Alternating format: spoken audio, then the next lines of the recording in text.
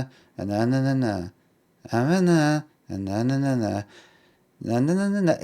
of like that.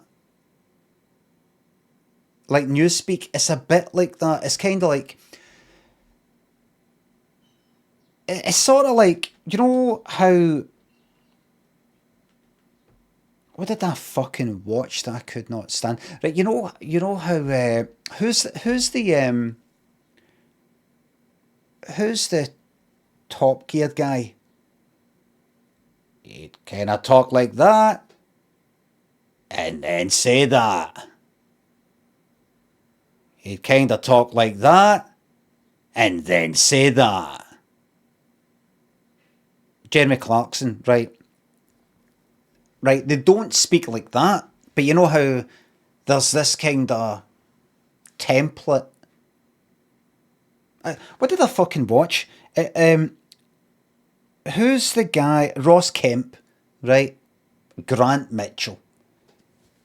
I've watched the beginning. I've watched some program. It's one of these ones that he does where he goes about doing some program, forgetting that he himself is not a hard man. You're an actor. You're an actor. You're not Grant Mitchell from EastEnders. You're an actor. He's bald though, aye. He could just coincidentally be hard. Coincidentally. Anyway, I watched one of these ones, toughest fucking prison sort of thing, gangs or something. I thought, I'll just watch this, fuck it.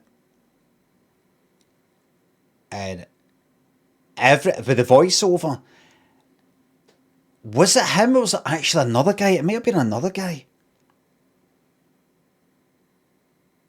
Well, maybe it was him. I don't know. If any of you have watched any of his stuff, Ross Kemp stuff, you'll know better than me. But I think in the voiceover, it was always like this. Everything that he said was always like this. He's going to go up to this guy and speak to him and hope that everything's okay. Everything that he says is like this. Oh! The loft, I've got a wee kind of door.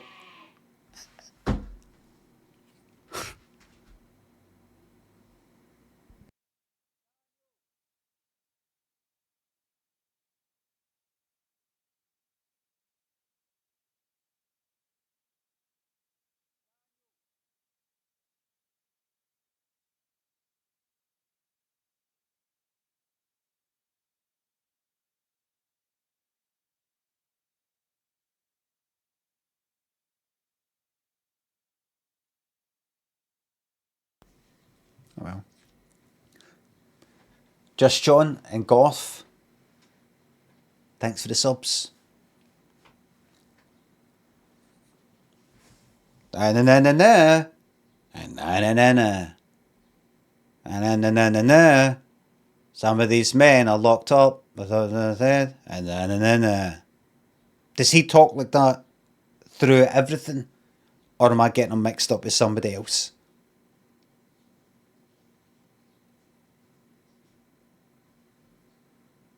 He does. He still does it in Bridge of Lies. It's just. I've just seen certain videos like that. I've not really got TikTok. I've got it if I get sent something. Oh, take a look at this, but I don't actually watch much. But I've seen like things on Twitter. Oh, there. Then there's the kind of. I went to this restaurant sort of video. I went here and there. I said, got £9 bowling. It was £10. We got bowling there. It was there to get snacks. After that, we went to got really nice drinks. After that, we went up to there. We got really nice thingies, and then I finished up with the thingy. Then after that, that kind of thing. Is that still a thing? People documenting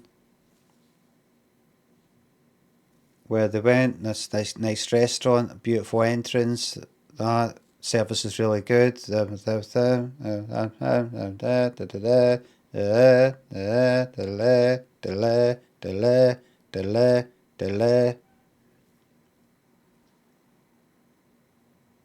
And for what? Monotone as fuck. It's no. I wouldn't say it's monotone. It's just repetitive. Monotone would be like that, doing that all the time. One tone all the time, just talking like that. Talking red 5 and 4, 54. It's just the same tune. All that.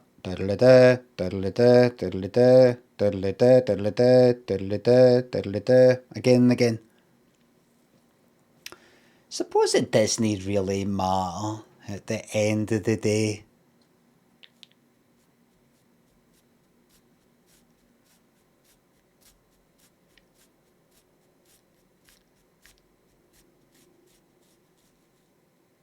Nothing matters. Nothing ever happens. Nothing happens at all. Then Nero returns to the start of a song, and we all sing along like before. Whoa.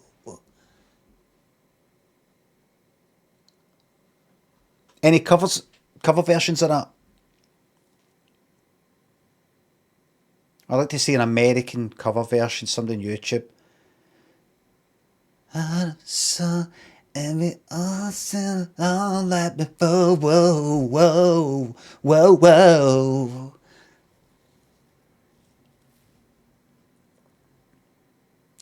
Sometimes we shine.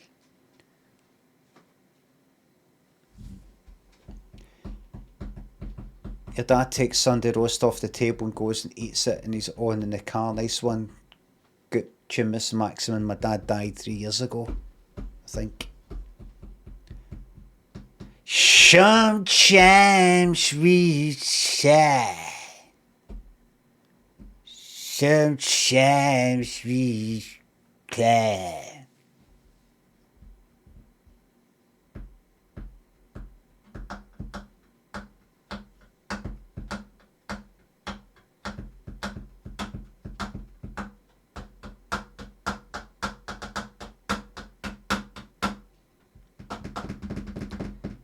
At some point, I'm going to make some music on Ableton. No on this stream. But I was thinking recently about when I think about music that I like, that has a big emotional impact and means something to me in some sort of way. I've noticed that it tends to have no drums.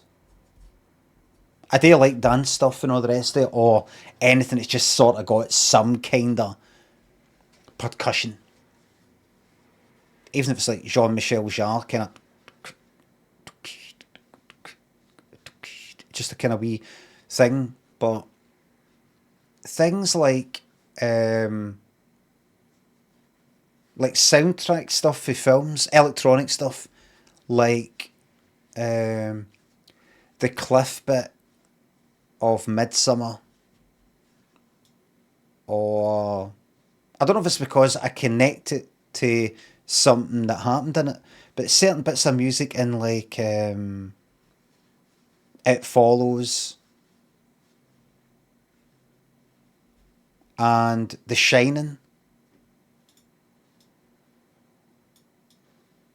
there's no drums. I'm like, that's something to keep in mind.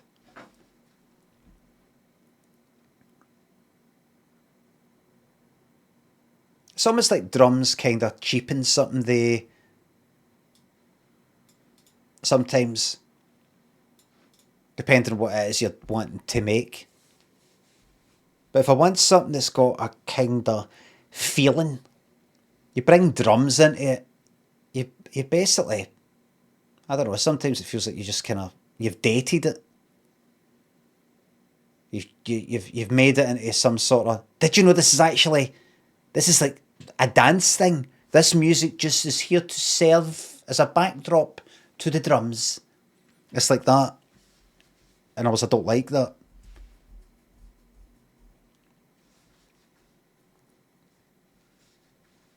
As a drummer, you're breaking my heart. Excuse me. I'm more into drums than you'll ever be, even as a drummer.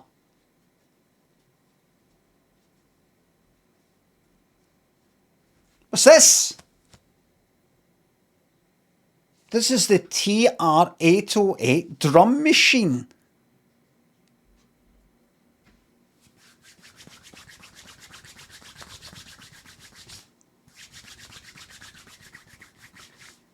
And I like drum stuff. It's just that when I go to make some wee tune up, I'm like, right, there's a kick, and there's that, and there's that. It just seems to be right, here we go again. 120 to 140 BPM or something like that. Dum, dum, dum, dum, dum, dum, dum, like that. And everything else you got to...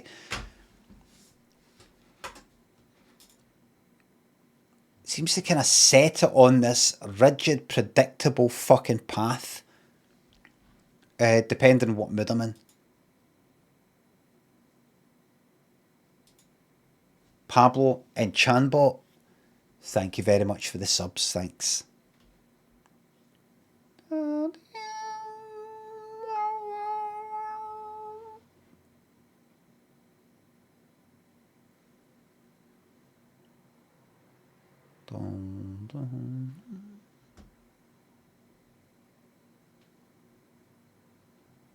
Pablo, thanks for the sub.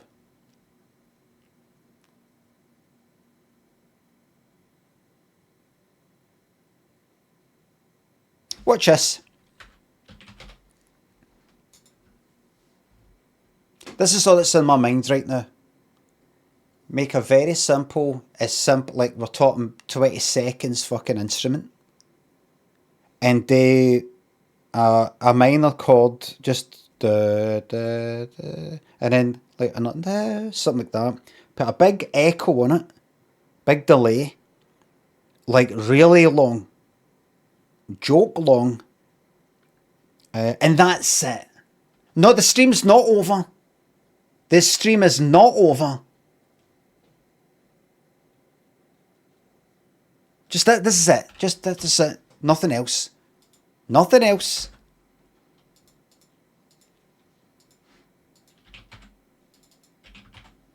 Right? This is it and nothing else. Right. Right? Nothing else.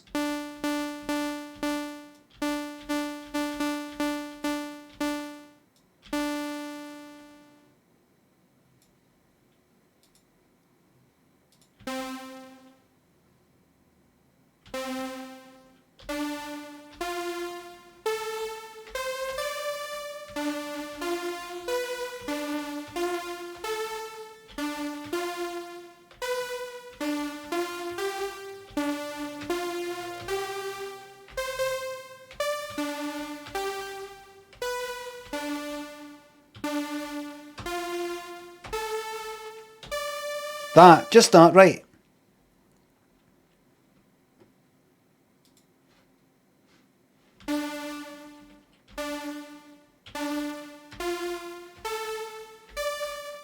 Right?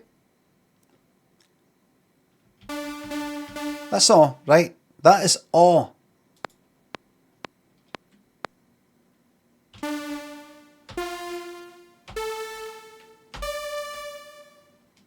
That's all.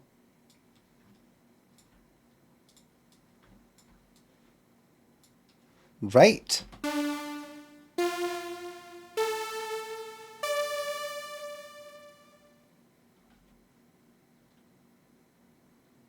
Right. Just a very slight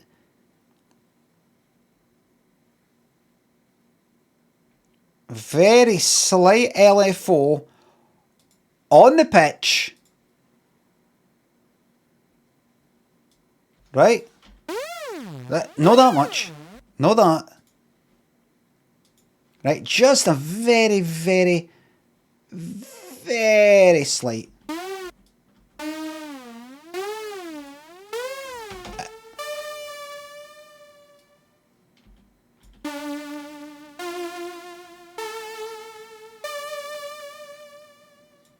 Very slight.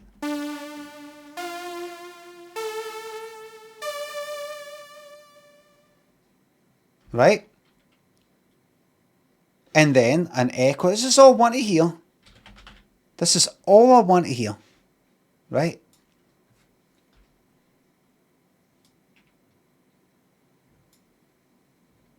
Right? Big, long as fuck feedback. Put a filter on it.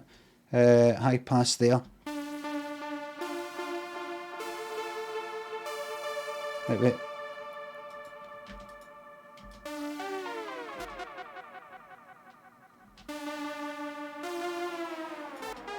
Ignore.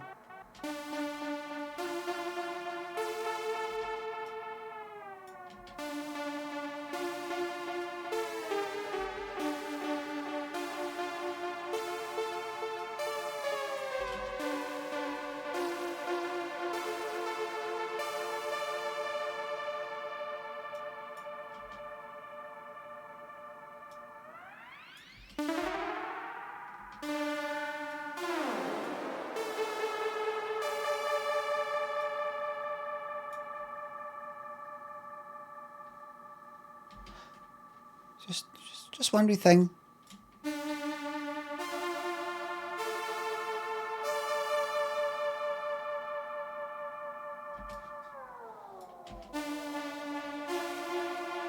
That sounds too rhythmic.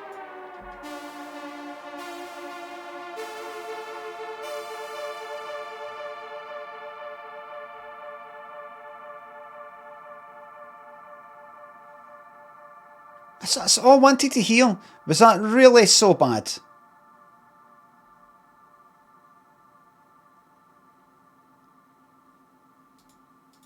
Was that really such a big deal?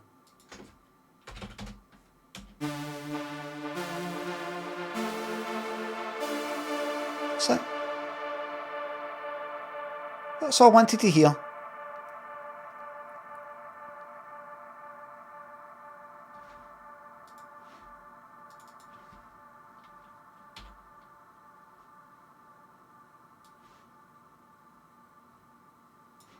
Is that really so bad?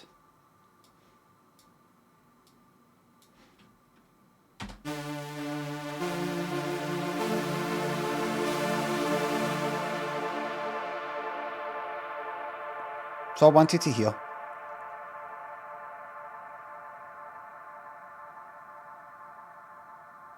That's it.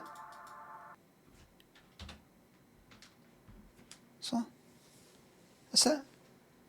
That's all I wanted to hear. Is that really the end of the world?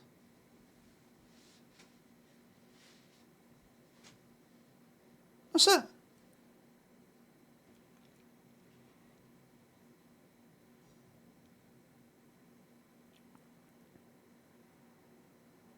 You could make a horror film. Somebody could make a horror film and say, just want a kind of really simple intro. Or just whatever you feel is right. And you just go like that. Alright, in.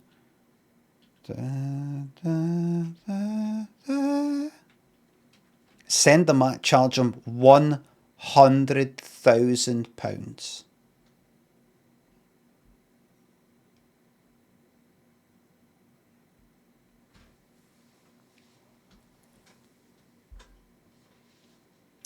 Just tell them you spent ages just the right length of that echo.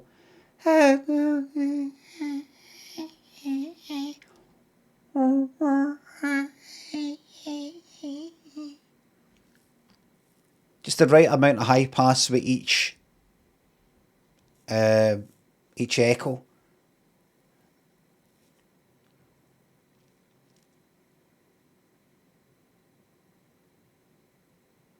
You're paying... How long did it take you to do this? About 20 seconds. Just be brazen with it. About 20 seconds. We paid you 100. You'll want 100,000 for 20 seconds. You go to somebody else. They'll work on it for a month. It'll be shite. What you're getting with me is whatever this beautiful coincidence of atoms and light and electricity is that makes me me. You're getting this. You're getting what happens when this thing creates. Now, I don't know how I'm able to come up with this stuff. I just That's what you're paying for. You're paying for a human. You're paying for me. My interpretation of what this needs. My feeling. You're paying for the absolute polar opposite of AI slop that you get out there. You want AI slop? I think, do you know what? I think maybe for your brand, if that's how you feel, you should go for it. That would be really appropriate for your brand. If that's what you're saying that you're into. Aye. If you're into AI slop, if you can't notice the difference between AI slop and human-made art, then maybe your customers can't either. On you go. Oh, there you go. Go right now. Right, good, you're ready to listen. I'm an artist, I'm a human. A human.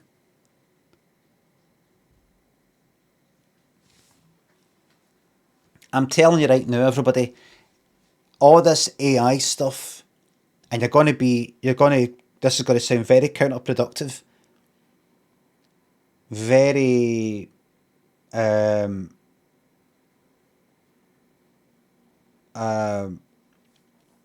what you call it when one thing's like kind of opposite another thing, sort of no conflicts with it.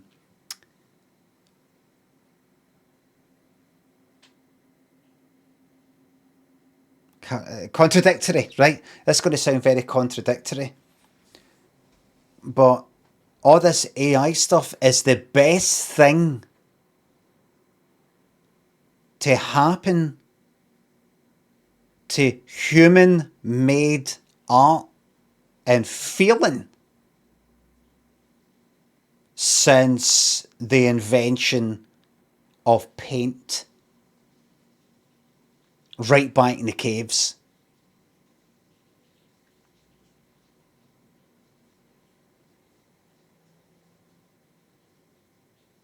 People now care more about human-made stuff than they ever did before.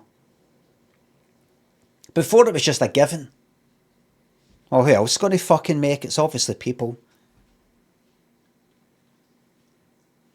Now you're actually able to go like that as an additional offering. Not only do you get whatever it is that I make, but I made it. Made by a person who thinks and feels and cares. It's art. You look at all the art or the famous art, yes, there's all the kind of money laundering and things like that involved in it. But it's not just because it's a good fucking painting.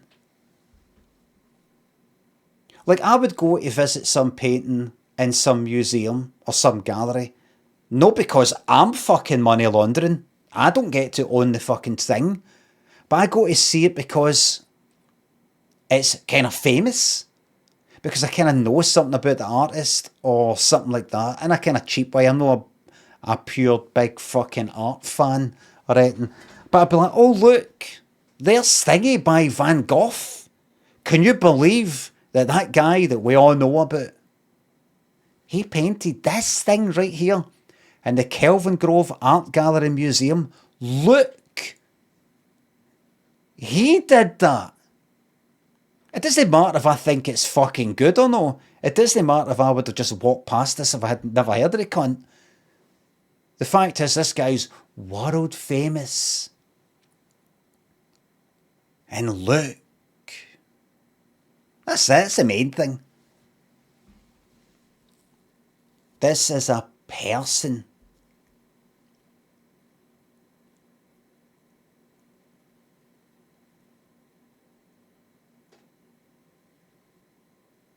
So even though you can go, oh, but that's not about the art, that's just about fame. And but my point is, it's not just to do with the quality of the thing, if I like it. It's to do with the... Like, if I was to try and sell you a wee fucking stone, a wee pebble I found on a beach, but I said to you, this here, this pebble, was the actual pebble that was used for, and then I tell you some fucking story, you would buy that pebble because it's got a story.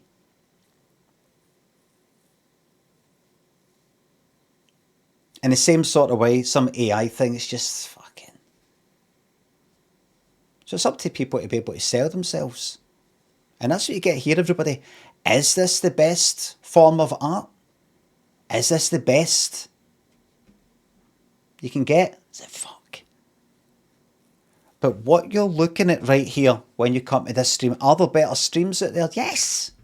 Is there more entertaining stuff out there? Yes.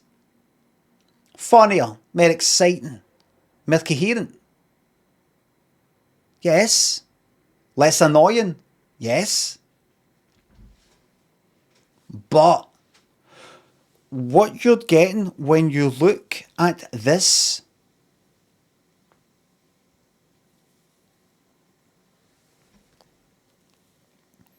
you're getting a globally recognized meme. The wake up face guy. I can't even date anymore. That. You're getting the Steel Seven Feathers don't get it, guy. That's me. That's me.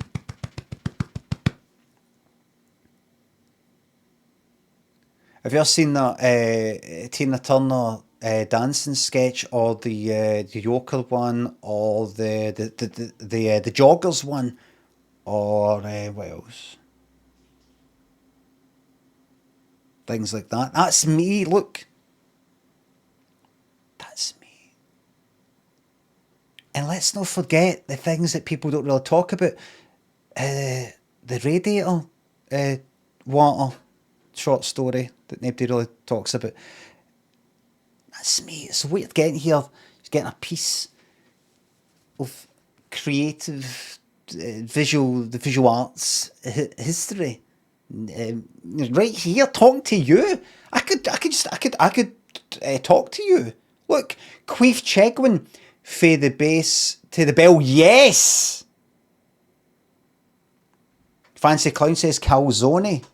See, I'm here. See.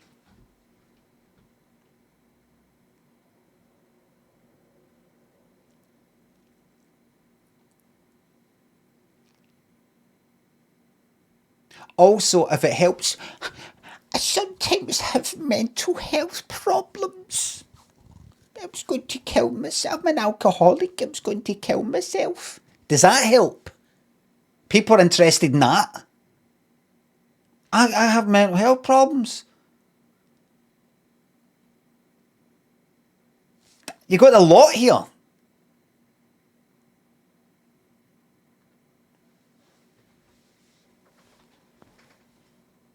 Is an AI fucking created fake sort of thing? That's not really taken off yet or anything, but you know, people making fake bot AI kind of streamers, maybe that'll happen in the future, 5 years, 10 years from now, probably no now.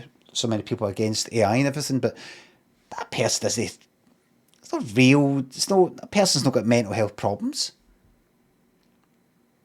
People have. That's one thing that you can bring to your art. Look at this illustration, painting, drawing, bit of music. Listen to this, watch this. Alright. So fuck, AI could have made that. How long did it take you to make that? 3 months. AI could have made that like that. I know, but I'm mental. Oh. How mental? Really, really troubled.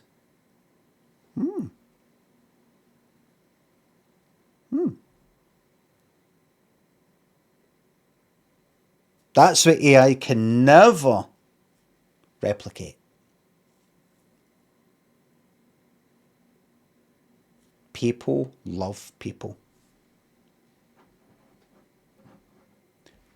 Rami Malice and Costendo thinks of subs.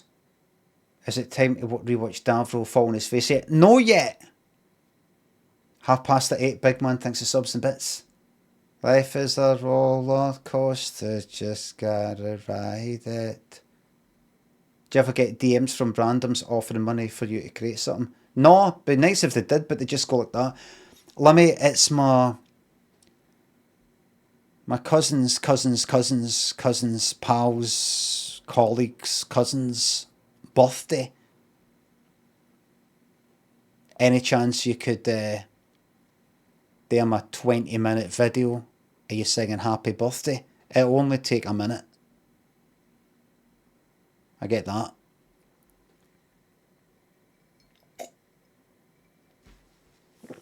At least I did when I had my DMs open.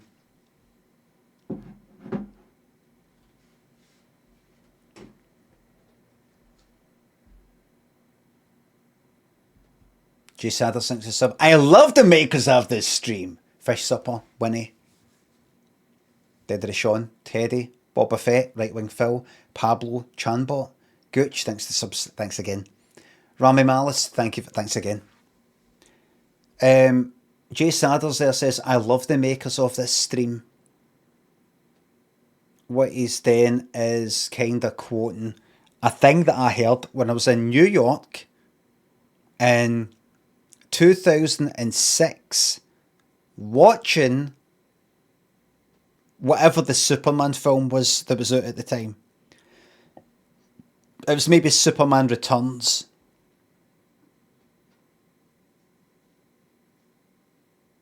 And there was some guy down the front row. I don't know if it's the same. Two things got said. I don't know if it was by the same guy, but it was coming from down there, down the front. And he said something that if it wasn't for me hearing it, I would think people don't speak like that.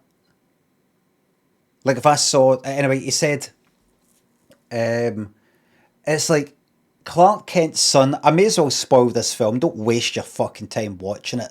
Right? It's just, there's no point. There's been about fucking 20 Supermans that have come out since that just sort of like right at it, if you know what I mean. They just sort of like pave at it.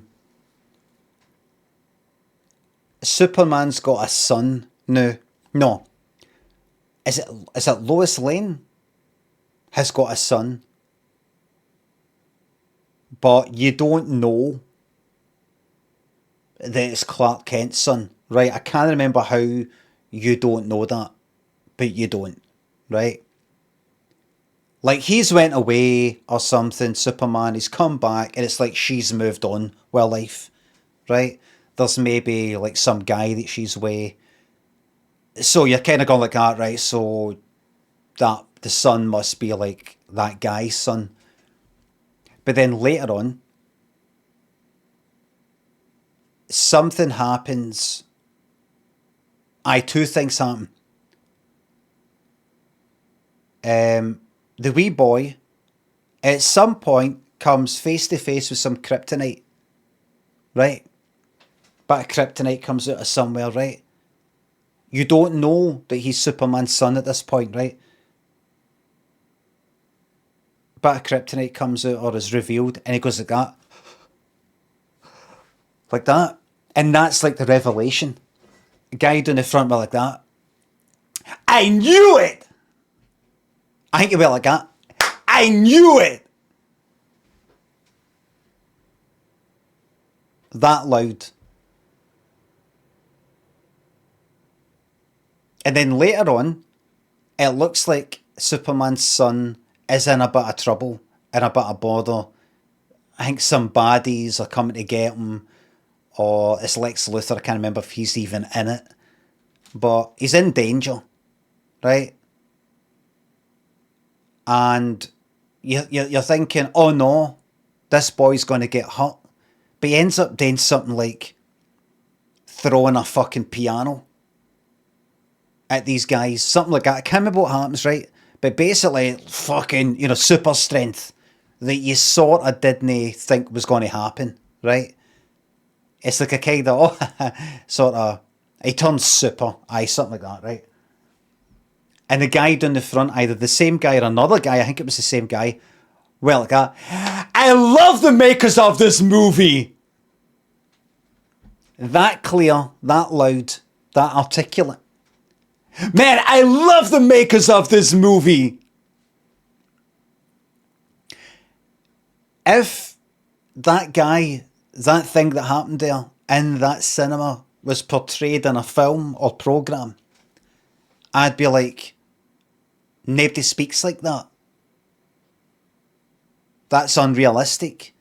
People in cinemas don't just shout out. And this clearly, man, I love the makers of this movie.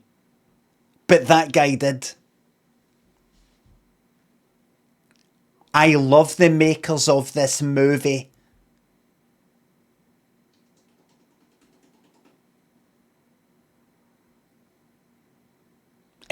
For me, he became the film. It wasn't this shite on the fucking screen. I was just like, is that what cunts are like here? And it did make me think, you know how you see people acting, you might see certain types of acting in films and you go, oh, that's bad acting, or that's bad writing. People don't do that sort of thing or act in that certain way. Maybe in America they fucking do. Like, if somebody wrote a bit in a programme or a film, a guy down the front who's enjoying the film, man, I love the makers of this movie, I'd be like, oh, that's a shite. Switch us off. People don't do that. They do. There.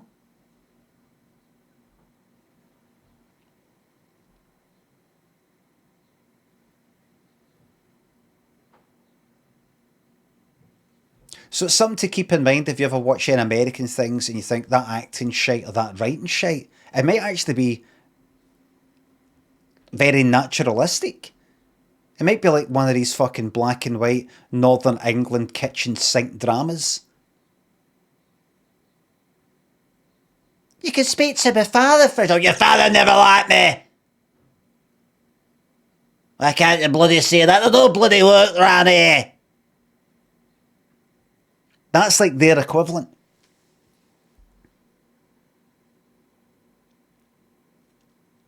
Grim realism.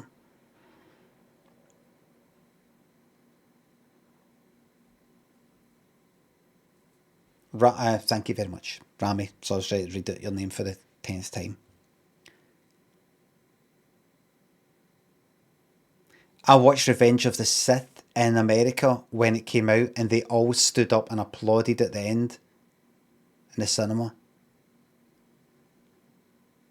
You know when Richard E. Grant did his whole thing about the Rise of Skywalker?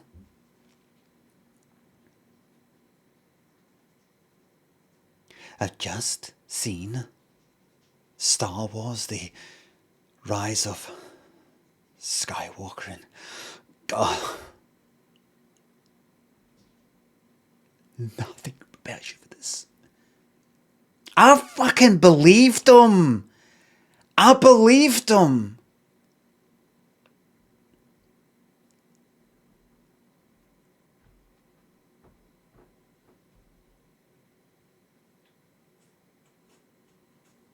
I thought, I know you're in it, mate. I know you're in it. Right?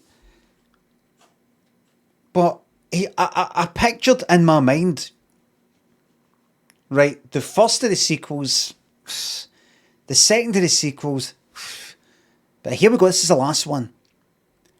Maybe there's something about this film that when I see it, I'm just going to be like, fucking hell. This is a really, really, really good fucking film. It's possible. It's possible. Like, I don't know what it would be, but like maybe Rey is it like kind of almost turns evil, and you actually turns to the dark side, and you really feel that it's possible in a way that it isn't just about Star Wars. It's about people and how easily they can turn bad or fucking something. But you're like, I think I could get that affected by this, you know, with lightsabers and stuff like this. But it really, there's certain things, it doesn't matter if it's like lightsabers, space, something for like thousands of years ago, thousands of years from now, somewhere, a galaxy far, far away or whatever. There's some universal, because it's all written by people, some universal stories that fucking hit you right there. No!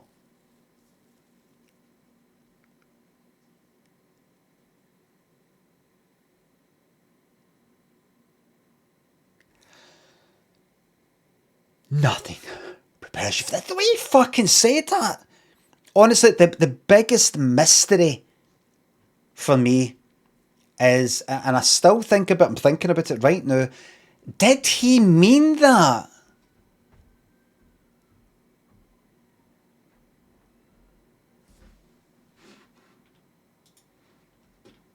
I'm not going to bother playing it. Did he mean it?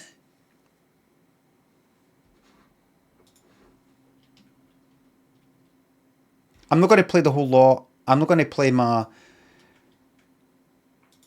impersonation I just want to quickly play one bit. Richard E. Grant. Right. Star Wars.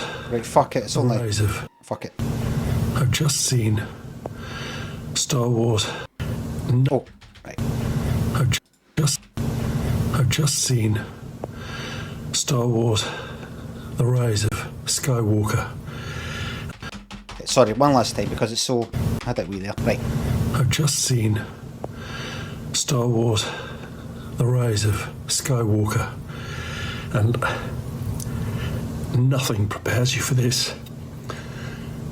I cheered, I shouted, I fist pumped the air, I cried, I stood and cheered. It's absolutely everything that you hoped it was going to be. I'm so proud to be in it, and I can't wait for you to see it. I've just seen Star Wars, The Rise of Skywalker. Nothing prepares you for this. I cheered, I shouted, I fist pumped the air, I cried, I stood and cheered. It's absolutely everything you hoped it was going to be. I'm so proud to be in it, and I can't wait for you to see it. Gah. Right. Right. Now, I think he blocked me for this, right? I don't know if it's this that he blocked me for or something else.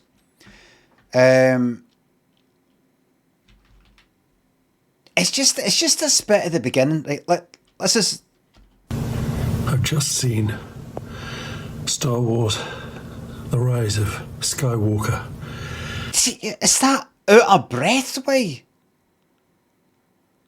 And nothing. See that? See that raise of the brow? That there? See that?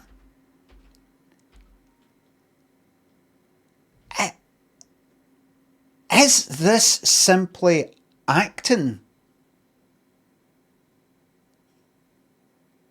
Is he just acting? Did he actually think the film... I know I've spoken about this before, right? But is he, like, acting right now? Does he not give a shit about the film? Or does he just think it's alright? I honestly, I go through the options. Right? To try and work it out, right? So let's just this bit here, look. Nothing prepares you for this. Fuck me! It's like he's talking about, like, a war zone.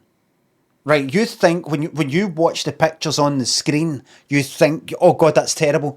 When you're actually fucking there, nothing.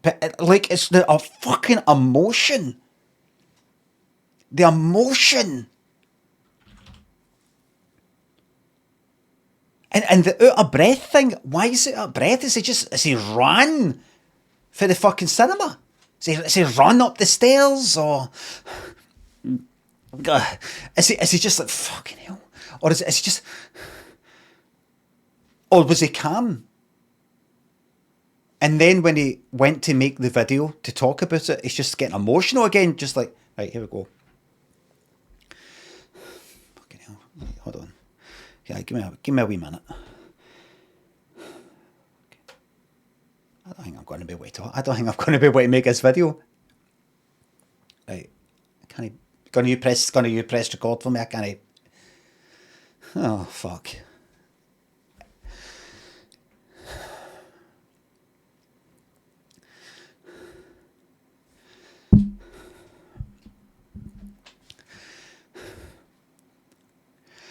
I've just seen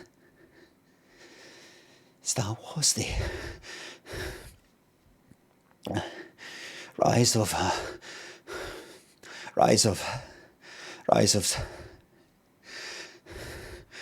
Skywalker, and nothing Nothing.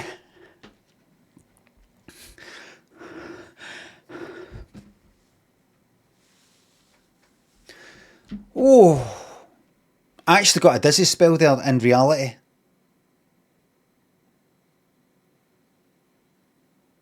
We going in and out there.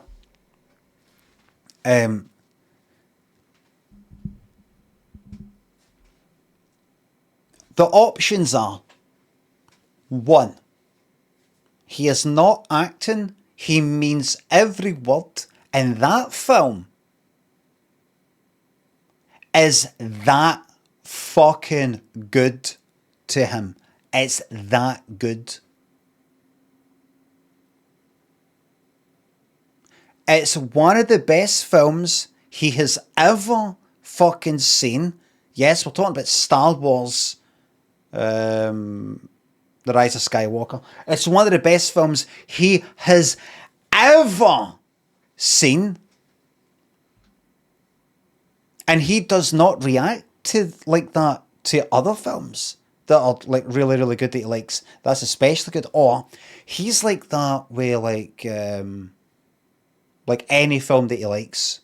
He just loves the medium of film. And it fucking hits him like that. Right? I don't think so. Sorry. I'm noticing a bit of that. There will be deductions to the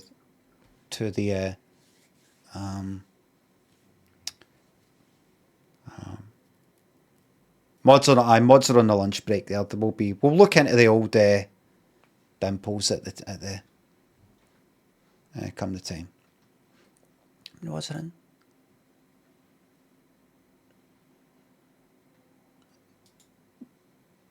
Seven or eight? Don't quite know. Maybe they're busy. So, I mean, it's not a job or anything like that. You know, it's not like it's a job. Just a wee bit on the side while they're watching the stream or whatever. You know, not a big deal. Either he genuinely loves the film that much. So what you're saying there is genuine. For The Rise of Skywalker, I can't believe it. I just don't believe it. 2, he does feel that way. He does, but it's because he's in it. Imagine you're watching a film that's got that much money poured into it, all the acting, all the effects, and all the rest of it, right? If it bores you, if you're not into it, you'll just be like, so fuck. You don't care, right? I imagine you're not in it, which you know, right? Probably. And you watch a film like that, you don't care that it cost 10 fucking billion to make. You don't care what was involved, right? It's just a film on a screen, and you don't think about that side of things. You don't think about all the work that went into it. You are simply there as a punter, watching a film that you've paid for or maybe no paid for, and you either like it or you don't. Which is the way that maybe you should be. You probably should be. You're just simply there as a fucking watcher of a film, right? And you can dismiss it. You don't give a fuck what went into it, right? If you like it, you like it. You don't, right? But imagine you were in it and you got to see behind the scenes. And you remember acting there, and it's just sort of green screen, and this bit's a set. And then you see the finished product. Like, look, and I've seen the humans, a lot of the people who make this. Can you believe that people got together to make this? People forget the artistry, the talent that goes into making this. Whether other people think it's shite or no, the talent that goes into making something like that you wouldn't really think about that much unless you were maybe behind the scenes or like acting in it. Is it because he's in it? Not in any egotistical way, but because he's sort of closer to the sort of reality of how this is just assembled by a large group of individuals He's closer to actually the reality. You know, this isn't done by magic. This is done by people and talent. That he really does feel that way about the film. He really... It's just an amazing fucking film, but he's forgetting that part of the reason that he loves it is because he's seen the people behind the scenes and knows all the talent that's went into it, and he would love it no matter what. Like, maybe if somebody that you knew well, somebody that you liked, had made something, you'd go like that, I think that's fucking brilliant. And you really do think it. Just imagine they made a wee short film that lasts 5 minutes or 10 minutes and there's no much in it. Because you know that person, you'd be like, that's fucking amazing. Because you'd be like, I know this person. And for them to make that, I don't make things like that. They make things like that. That's amazing that you've made that. That's fucking brilliant. And you really do feel that way because you know the person that's made it. It's not just favouritism. You really do think, genuinely have a feeling of, this is fucking brilliant. But really, if somebody else had made that wee short film or whatever it is, you'd be like, man, it's boring. Do you know what I mean? So maybe he genuinely thinks it's fucking amazing because he's close to it. And he knows that these are just mere mortals that have made this film. Honestly, this isn't just put together by a computer or some sort of magic. It's made by people. And he genuinely fucking thinks it's amazing. That's the second option, right? One, he just thinks it's a brilliant film, whether he was in it or no. Right? He just thinks The Rise of Skywalker is just one of the best films ever fucking made. Two, it's because he does kind of think that, but it's because he was close to it. Not in an egotistical way. Right? Three,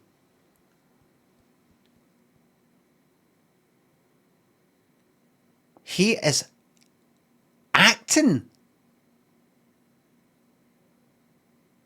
He's acting.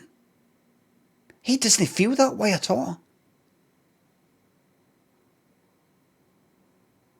He doesn't feel that way at all.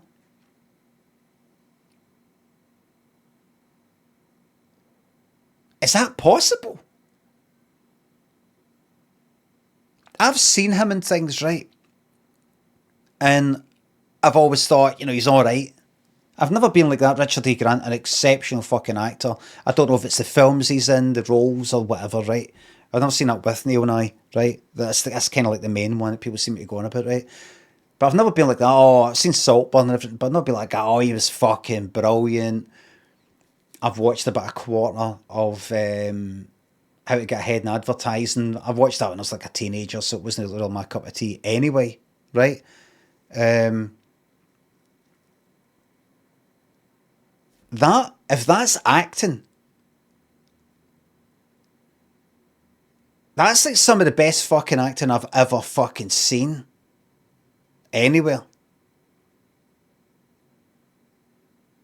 I mean, it's a wee bit over the top, right?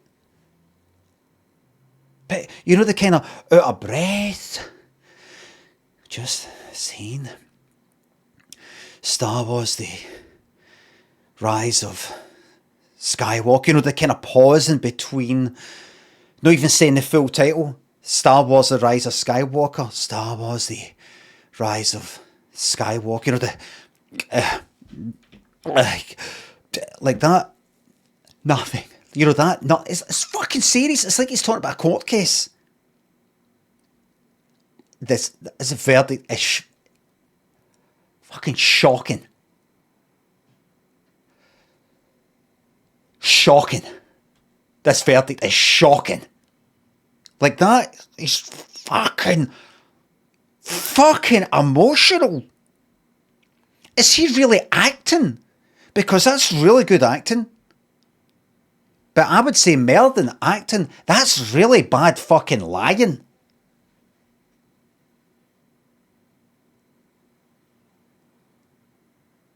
Really bad lying. As in, like evil.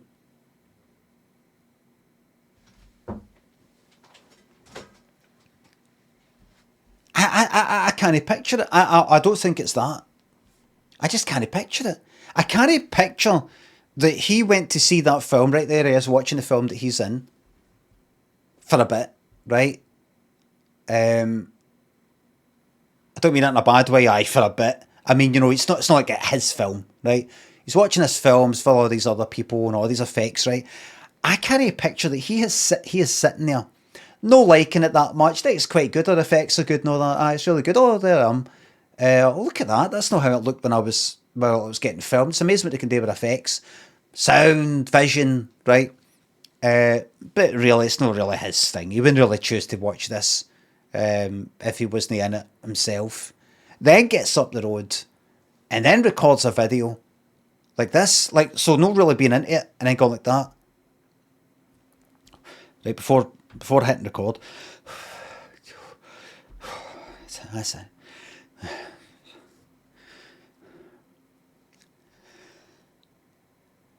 I've just seen like that. I don't think he did that. I don't think he's faking it. So that only leaves the option that he genuinely feels that way about that film and would do if he wasn't even in it. Or two, it's because he was sort of close to it. And I actually met the team, a lot of the team. I'm like, they're such fucking talent. And I see what they made. Fuck me. Yous are fucking geniuses. This is fucking brilliant. Like that. I think it's the second option. I think he really does like it. But not because he would think that anyway. It's because he's sort of been behind the scenes a bit and met people to do with the film and all the rest of it. That's what I think. I just don't think he's faking it. I can't believe it. I can't believe a person would be like that. I've met some right liars, by the way. I say it now and again. I have met some right fucking liars in my life. Fantasists, malicious liars, people who themselves believe the lies. I've met a number of these fucking people that would shock you to your core to think these people exist. But I've never met somebody who would lie like that and be able to use other acting skills to lie simply to promote the film that they're involved with. I think it's number two.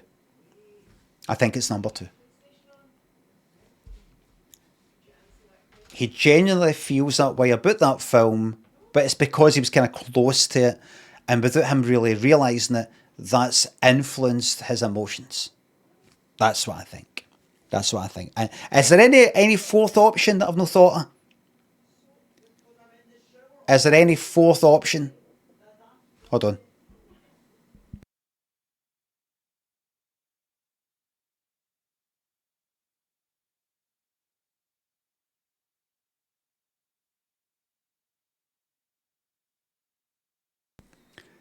A fourth option?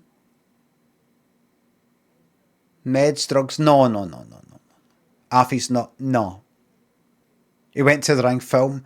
No, he said, I would think that, but he said the name of it at the start. That'd be good, actually. I've just seen Limmy show.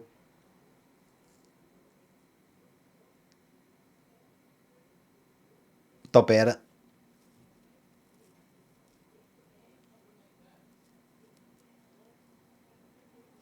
Old Jack, Kick a Conspiracy, thanks for subs. BAFTA winner versus BAFTA nominated. There's only one winner. He presented the BAFTAs though. Old Jack, thanks for sub. The Void, thanks for gifting a 10 subs. Chris Light, Southeast Mag, thanks for subs. Nowhere I'd rather waste my work day away. Classic Banana Milk, thanks for sub. Thanks again. I love the makers of this stream. Is that no? Is that what that other person said that got me talking about the... McGreeth? don't know if that's how you say your name, down, Cadlex. Script, Sofa, Helvetica, thanks to subs. Thanks. Doggo, thank you very much. Long time viewer, short time fan, thank you very much. Did somebody say they were back? So that's that concluded. If I ever bring that up again, I reached the conclusion, I thought about it fully, beginning to end, and I reached the conclusion that he genuinely feels that way, but it has been influenced by the fact that he was in it, and he saw behind the scenes, and met the real people behind it, knows how much work goes into it, and he's kind of so proud of the people, he's seen the amount of talent that goes into it, and that's kind of influenced. It makes it a greater achievement, the film, than what we would appreciate it for being as simply a viewer. That's the end.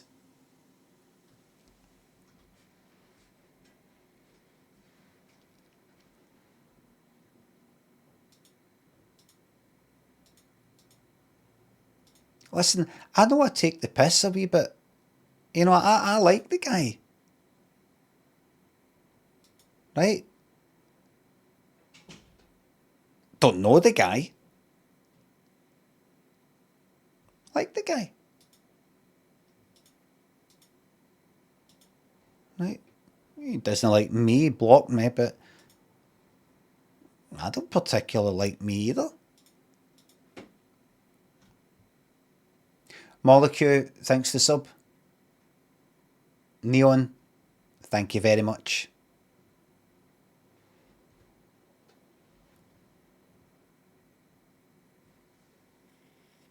God loves you. Aww.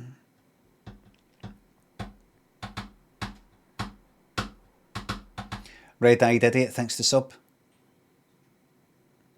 I've gotten to 27 recently. Thanks for showing that life goes on and it's never late to try again. Thanks. Huh?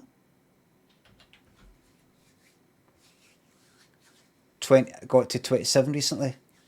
I've gotten 27 recently. You're 27 years old. Careful. Careful.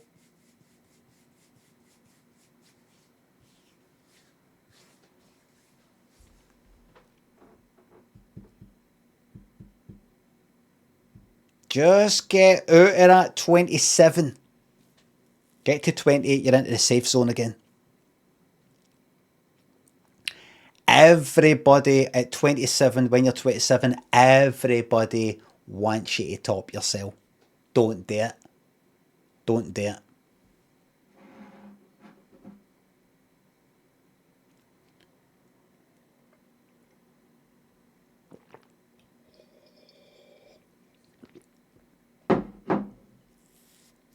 Imagine topping yourself when you're 90. That would be a bit like rage quitting Dead by Daylight right at the end. Do you know what I mean? You may as well just, you know, you're going to get penalised. You might get, suspended for half an hour or something when the game's about to fucking finish anyway.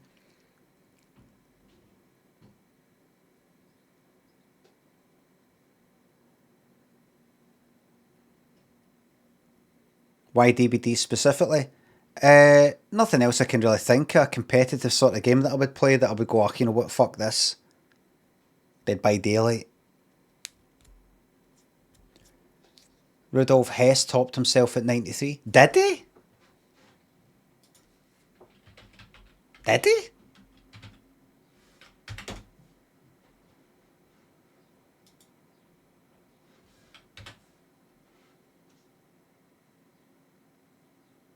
He was still serving his life sentence and at 93 years old at the time of his suicide. What's a stupid cunt? He always looked like a stupid one. He was the one that flew out of fucking Scotland to try and broker a fucking peace agreement. A particularly stupid looking one He's a dopey one. He's a right fucking mug. He's a joke. 93? What's the fucking point? Flight to Scotland. Look at him crashing.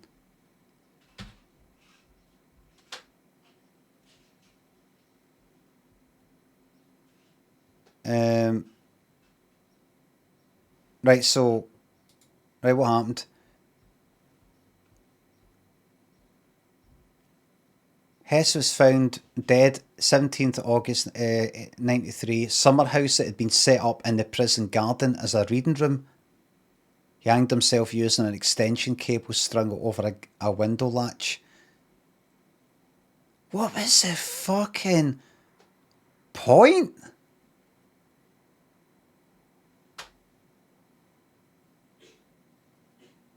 Boredom.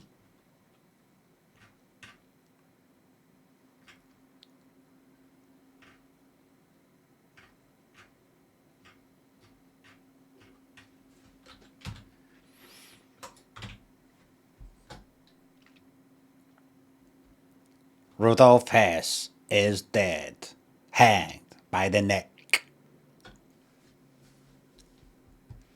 Levi thinks a sub.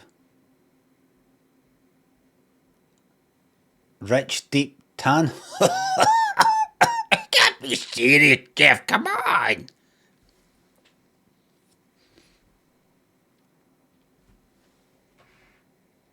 That's silly. 93?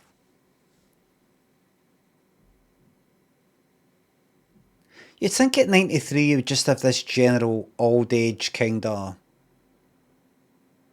dopey warmth about you, where you don't really care about anything that much anymore. Like, I would top myself, but I can't be bothered really.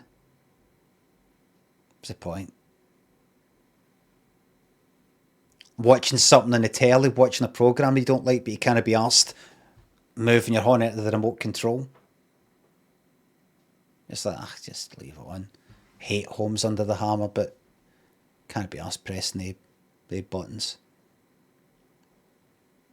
Can't be arsed going like that.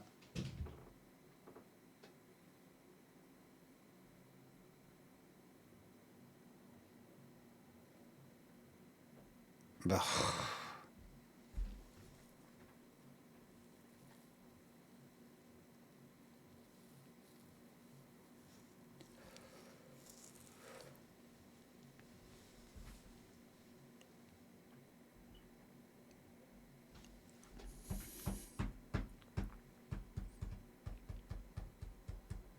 I tweeted that I was in Malaga and I saw a Spanish person quote tweet it, and it was something like, I translated it, and it was, what's the Spanish word for like Northern European tourist person?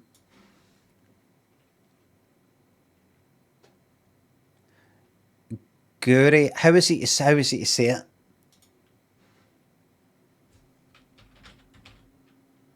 Guiri.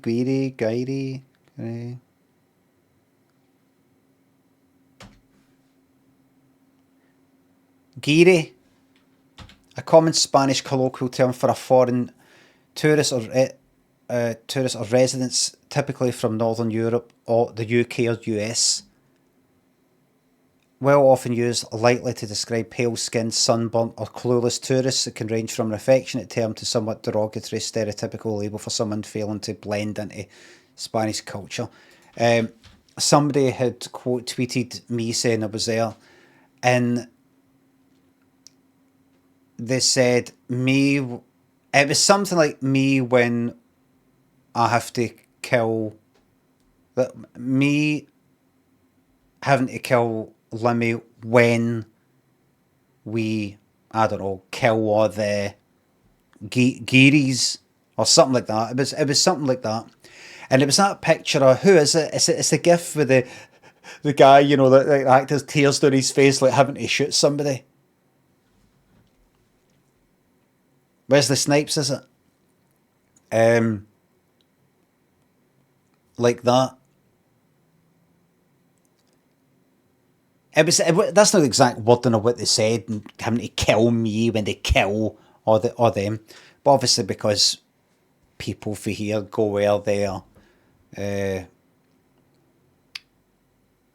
it's nowhere for people there to fucking stay, and it's all fucked and all the rest of it. Tourist, you are the terrorist, that kind of thing.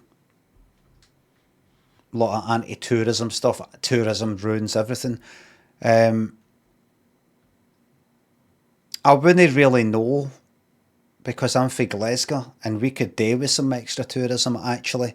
I can understand people in Edinburgh going like that. They've fucking ruined this place. But Glasgow could do with a wee bit more, actually. So I wouldn't really get it. People just fly to fucking Glasgow because Glasgow's a bigger airport, and then they go through to fucking Edinburgh or St Andrews or something. Sickening. In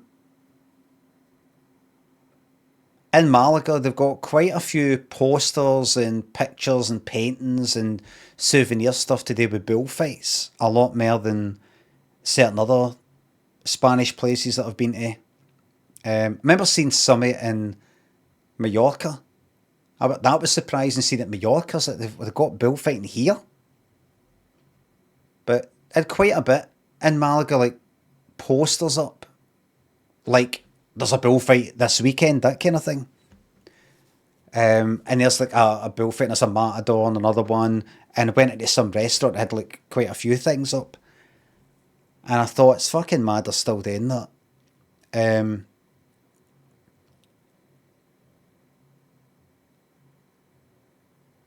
there's actually one painting of a matador, and he was stunning in a certain way, and he had a certain expression on his face. And I was like, I think I recognise that guy. Because once I went onto YouTube, matadors being gored, you know, it kind of cheered myself up. And I think it was this guy. There's a kind of expression that he's got, and he was like that, you know, kind of like this.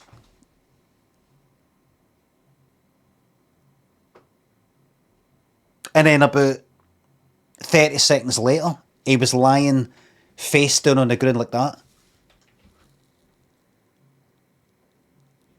Like looking into the sand. Because a bull put its horn right into his fucking guts. And he died.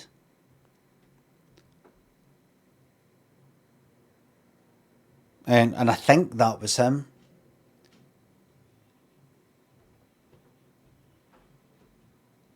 I watched that about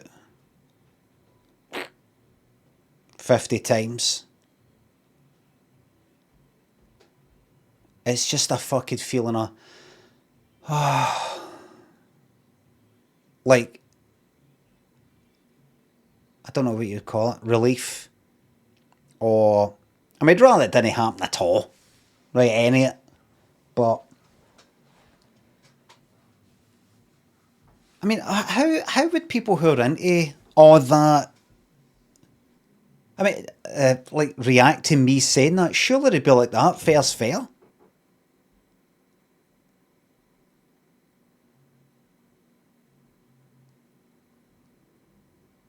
Anyway, it was the expression on his face before it.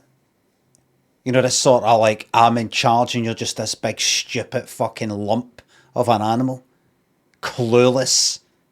You got no idea. Look at you chasing. Look at you charging through that. Stupid fucking animal. Stupid. And I'm going to stick a fucking sword right in your fucking back. And down you'll go.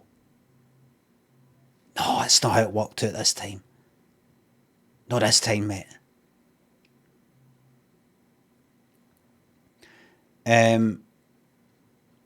I thought to myself, look at this. It's a shame, all this. And I thought, here, that's actually quite funny because I don't like that bullfighting. I wonder if they put all the stuff, or the bullfighting stuff around in order to disgust me. They should demerit it if they want to get rid of tourists. Maybe that's how bullfighting started in the first place. Hundreds of years ago. What can we come up with that'll make these cunts that come here disgusted and go, I'm never coming back? But then I have read that it's actually a lot of tourists that go to the fucking bullfights.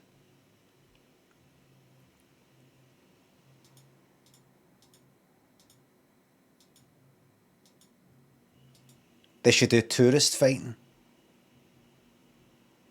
Oh, that'd be good. George Orwell went to bullfight, says Mendes Soze. You know what that tells me then? That tells me that Big Brother was right.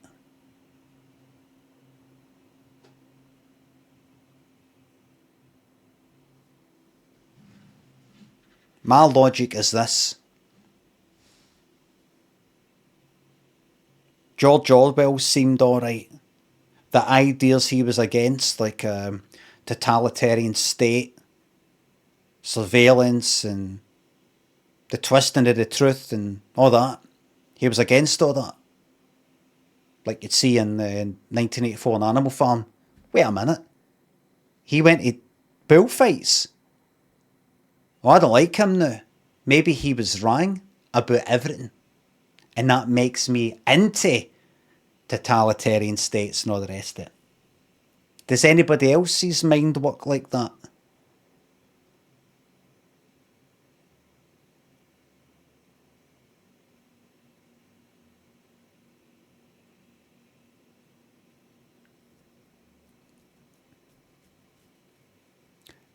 Mendes says, don't think he was a fan. For some reason, all the best matadors were fascists. You don't think he was... He's probably in it. He's probably in it.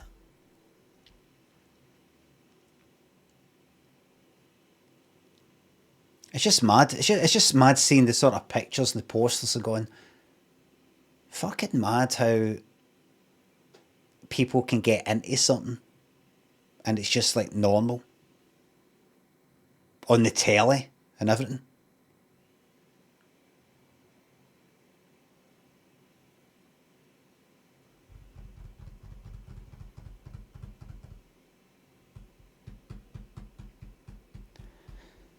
But there you go.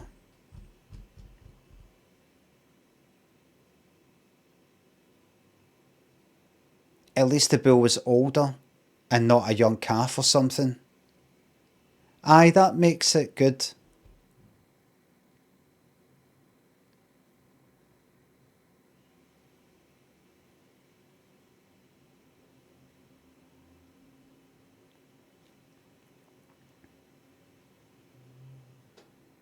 Never said it was good. Alright, better.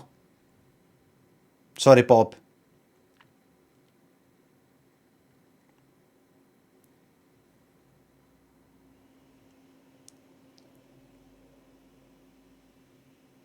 So, Bob, if I was in the news for kicking a dog to death, and you found out that, well, it was an old dog. It was an old dog that was actually getting taken to the vets to get put down, would you be like that? It's bad, but at least, you know, it was going to get put down anyway, you know. It kind of, you know, it lived its life. It lived a good life. So, at least it wasn't a young one, do you know what I mean? All that life ahead, it snatched away.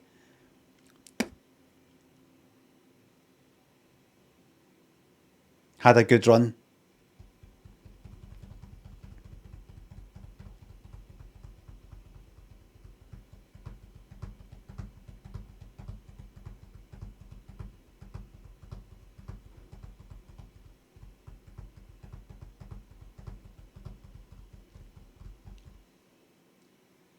sitting there eating a steak, shaking my head at the posters for bullfighting.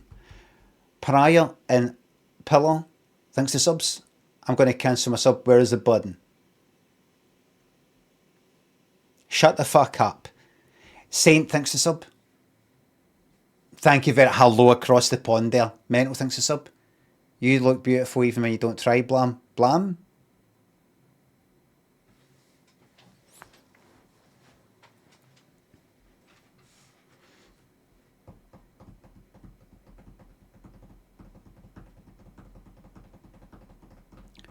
Don't look at any Spanish people in Glasgow.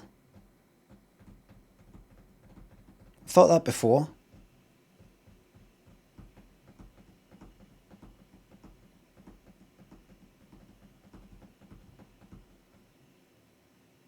There was one person I remember, Spanish.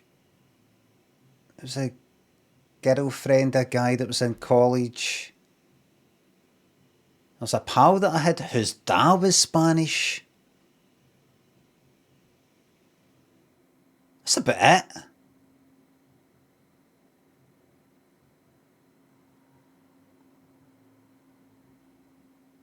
Italian. Lots of Italians. Spanish.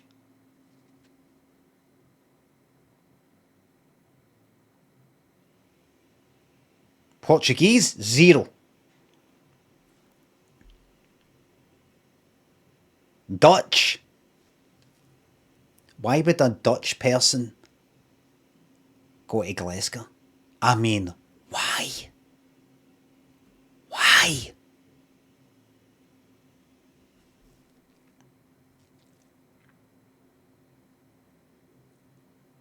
Same reason as anyone. It's practically the same. It's not the same place, but it's not like a kind of better opportunity, sort of better place, or a it's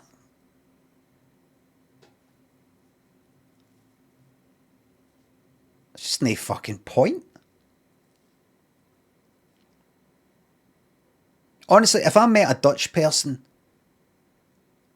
in Glasgow who wasn't just there like, well, here and then I'm going to Edinburgh and then I'm going here and then I'm going there and I'm also going to London, but they'd actually moved here.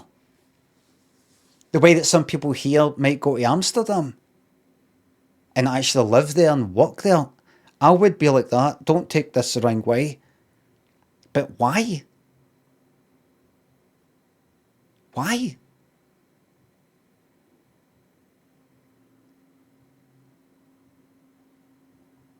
Why come here cold? But anything here you've got there, but probably better. Maybe the Lake Hills. Aye. Could be that. Aye, maybe they saw Gardner Street or that one next to Strathclyde Uni. I mean, once some of the... Aye, that's what it would be.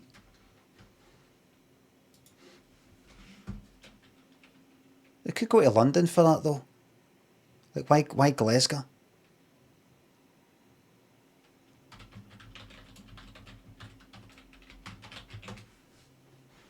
That'd be interesting. Not a fan of Scotland. I like Scotland, I like Glasgow, but it's probably because I'm fucking fae here. I'm familiar with it and that type of thing, but oh my god, I hate when it does that.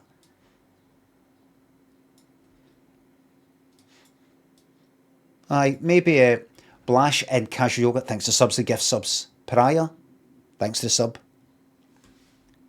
Maybe some Dutch people watch my stream. Harky, thanks to sub. Would you try that half sword game? No, I've seen it. I don't fancy it. I do. There you go. Right. So that I am Dutch, sadly. Right. So maybe some Dutch folk watch the stream and go, right. So what? Oh, good. Limmy's looking at a map. I love when he does this. And then you've went like that. What's that? What's that there?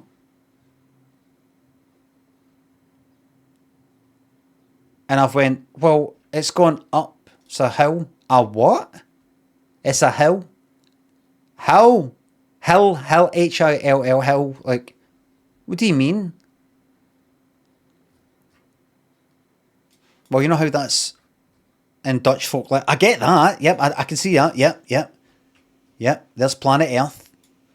Yep, planet Earth. Looking as it should.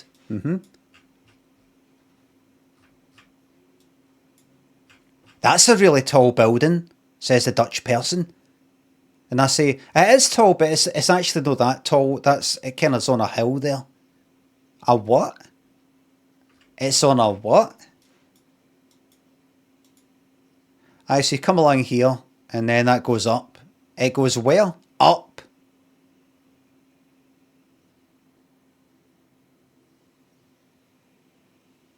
It must have taken a lot of concrete to build this big ramp. No, that was already there. This is a hill. You keep using this word hill.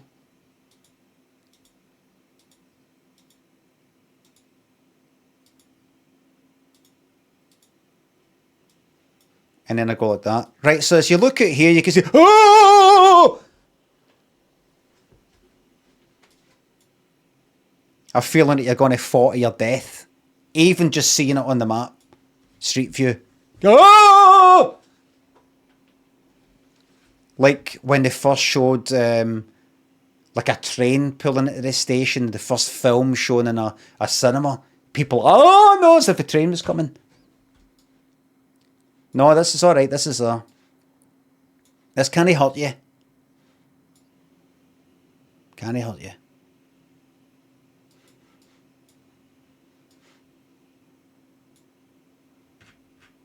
There you go, there's that word again, look. Partick Hill Road.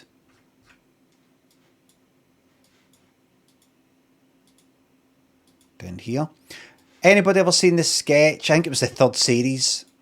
Where a guy runs up, Paul runs up behind me and slaps the back of my head. As a kind of hello. And I'm like, that was fucking sore. That was sore. That was there.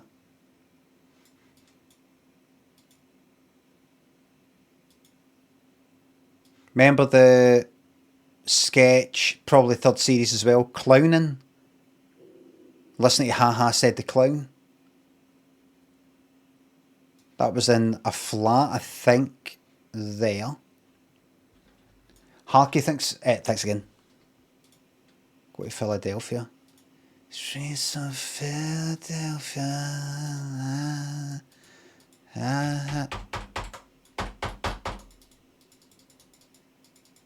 I think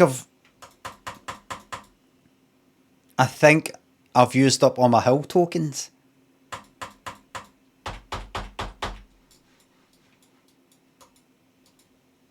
Yeah. Click harder. I'm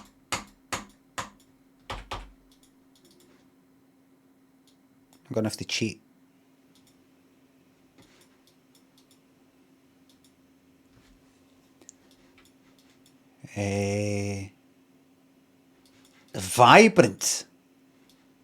Vibrant Glasgow. A vibrant market place there.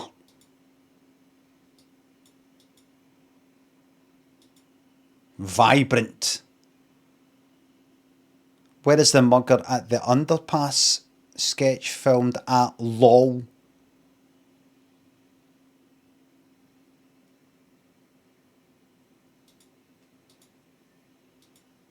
Pure pissing himself, man.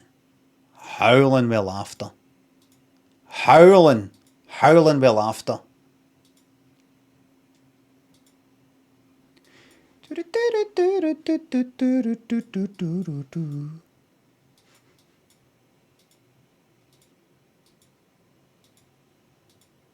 Does anybody else want to see a hill?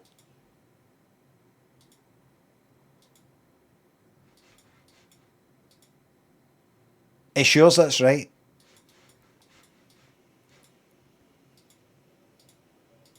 I can take you to a few hills if you want.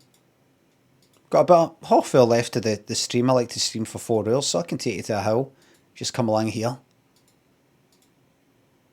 Bit of hills, you go along here. Take you along here.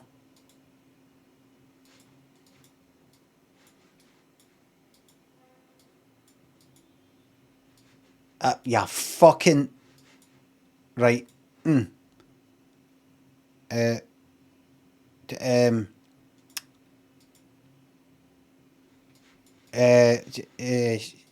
Along here, just here, right there. There you go. That's a hill. You can't see it, but that's if I was to point it like that. That's how much a hill. This is a hill. That's your Glasgow School of Art.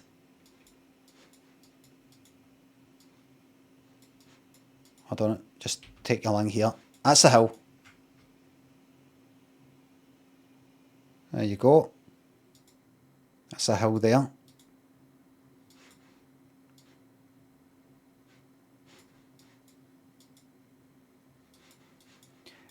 My son has been telling me about funny videos that he's been watching of some guy going into supermarkets and that sort of shit in America and going like that, like shouting dead loud. He thinks it's funny. I said, look, Daniel, you got to understand, right, that there's 2 ways I think about it, maybe 3. One is, I used to do stuff like that before there were cameras to show off to.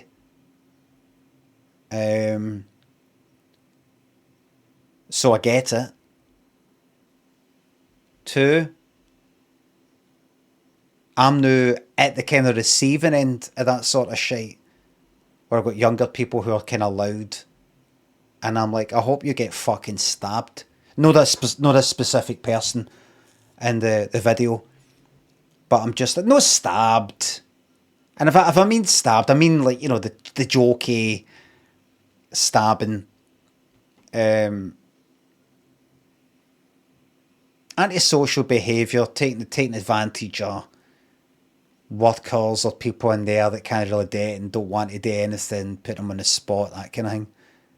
Being a pain in the fucking arse. You know how it is, you get older, you start to grow a bit of a conscience, so you become aware of maybe some people getting pissed off with some stuff, maybe some people don't go at the house much and don't want to then hear shit like that, and I just like, oh, you know, well, fuck this.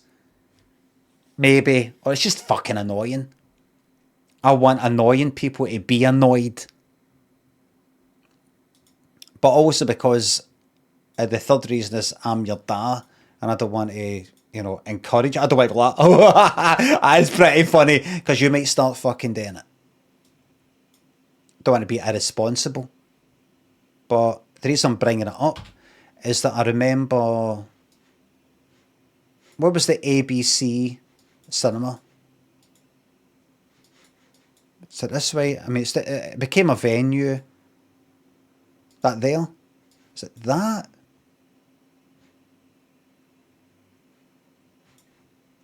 I think they had, did they not have like a door? Aye, there. I think it was about there. I think this whole place used to be a cinema. This whole, did they go with that whole fucking, maybe I'll get mixed up. Was there a cinema here as well? Anyway, I said to him, I think that was a cinema as well, maybe. I just remember when I was younger, I think there was a door at the side when I was a teenager. And I remember, like, sometimes they would have the door open, like the kind of fire exit door near the end of a film, so that people could just sort of like walk down and go out. I think it was there. Got a feeling it was there. 70s, 80s. So you could sneak in if you wanted to at the end. It was so the staff could just sort of like, right, it's about the last 5-10 minutes of the film. We just kind of open that door at the side there so people can sort of walk out. And I heard that it was either there or lying there. It must have been there. That must have been a cinema as well. Was that just a thing by itself? But I remember poking my head in and shouting, "Aah!" You know, something like that, while they were watching a film. You know, I told Daniel that. He was kind of laughing. I said, so I've done all that. I've done all that. I said there's also, I remember, in near Shawlands, there was some church that was having some service thing at night when I was a teenager. Like I kind of ran up to it. I looked in, everybody's all sitting there, facing whoever it was at the front. And I shouted, "Satan is your Lord," and ran away in a funny sort of way. I think I did it in a kind of English accent. "Satan is your Lord," like that. I said, so I've done all that. I've done all that. I wasn't a Satanist or anything like that. Just, it's a Christian sort of place, I'll shout that. I've done all that. Now it's my time to be the annoyed one. Kirsty, Kai, thanks for gifting that sub. Raydale, thanks for the welcome back. I've been annoying. The Glasgow Film Theatre.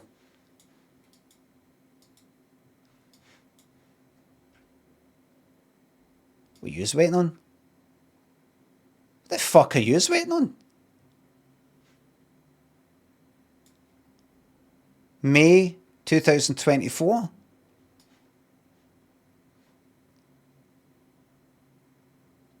See, that's the thing. All the very best to the GFT with their arty stuff and no, just arty stuff, but they've got events on and all the rest of it, right? But see the oh, you can't book tickets, you can't book seats thing. At least it was when I went there a few months ago, and I kind of like wrote about it. What was that to see? Sentimental value or something. There was a fucking argument with this fucking fanny in there. This fucking pricky and angry wee fucking man arguing with people because they wouldn't sort of give up a seat so that he could get two seats next to each other for him and his girlfriend or whoever. And the GFT of all places, which is the bit sort of, you know, they show kind of arty sort of things. It's not just like fucking Marvel films and that. You know, and everybody, it's like, aye, is there a seat there? Aye, I said, okay, seat, can you just get up there? Yeah. Because just like kind of first come, first served. I know it's got a kind of old fashioned feeling to it, but I think it's fucking impractical because I think that's why they're fucking queuing up. Having to queue up for a fucking film.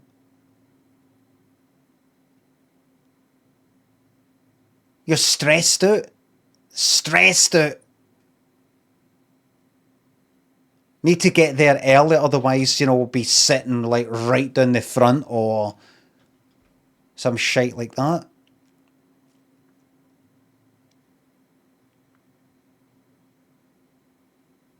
In fact, they used to do that. Maybe it's just a one-off. They used to do that in the fucking Odeon decades ago. You go in by a seat and they would go like that. They kind of turn the fucking screen around you. Where did you want a seat? Where is it? You'd be like, oh, there and there. That one there. So it's still quite an old-fashioned thing to be able to, you know, book the fucking seats.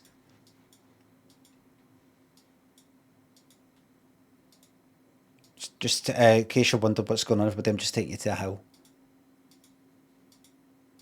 Just taking you up the city centre. Just going to take you to the east slightly. Take you to a good hill along here. Now there you go. The tallest cinema in the world. For a while.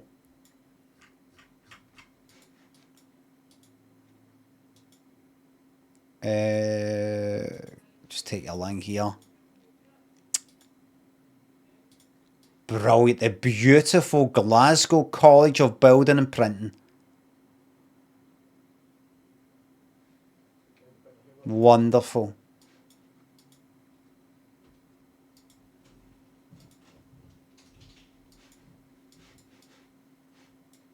Right, just bring you along here.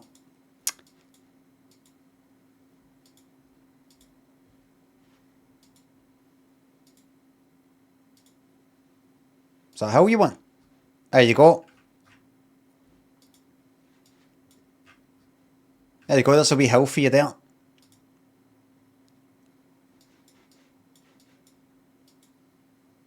You wanted a hill? There you go.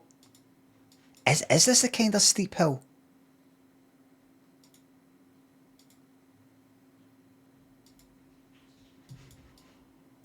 Is that a hill you want?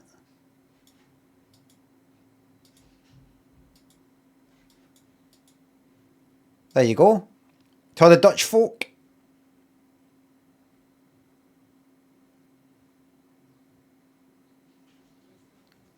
Is that a hill? Oh no, you're looking at it like that. That's what it's like there, if I do that. That's me looking at the horizon. It's like that's me looking at the horizon. There. That's how steep it is.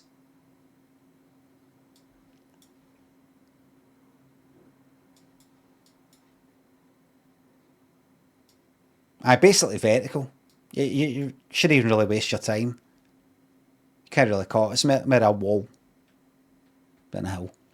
Tsunami, Cherub thanks for subs. Had a lovely Easter break, thanks.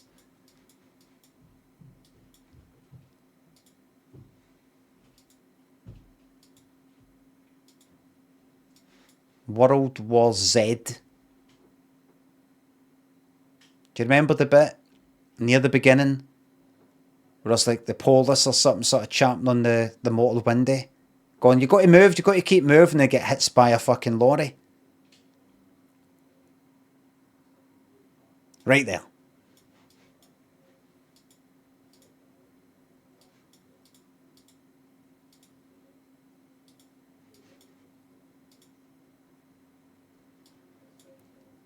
Get ready.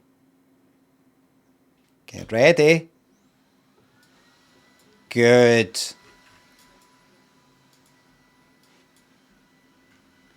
Good stuff. Double cone. Let's see it through the years.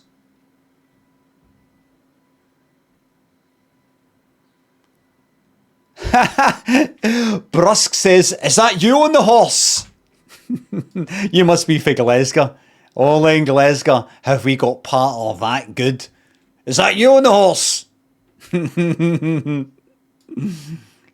Oh, that is definitely gone in the clips reel. Hello, YouTube. Brilliant. A lot of people will be going like that. That is your best clip yet. But come on, Limmy, you can't take all the credit. That was them that said that. Wish I'd thought of that. I should have read that. No, read it out and just sort of claimed it for myself. Here, you know what, everybody? That's me on that.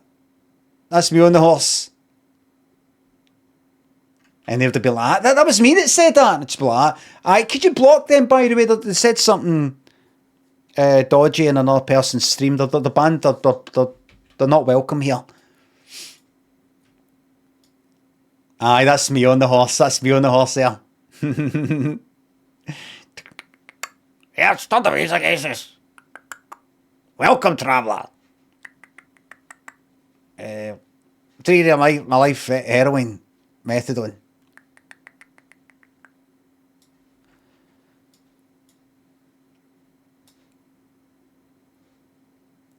Just Jamie, thanks for the sub. December 2020. Cone. Double cone on the head, actually, of the guy. August 2019. Single cone on the guy, as it should be. And then you've got that. Commonwealth. What was that again? A kind of remnant for the Commonwealth Games or something.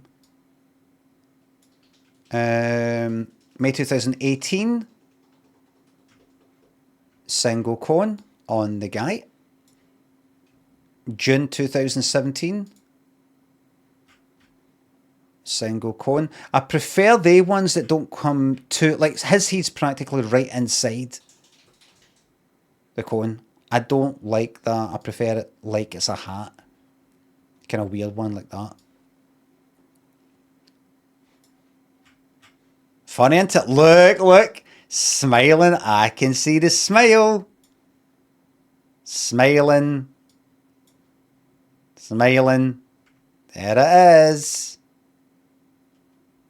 Glasgow smiles better. October 2016. I didn't ask to get put there.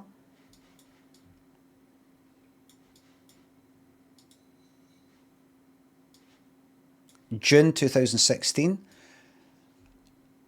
A wee shitey cone on his head. August 2015. A nice wee slightly jaunty one. September 2014. What have we here? Oh, it's the referendum, everybody.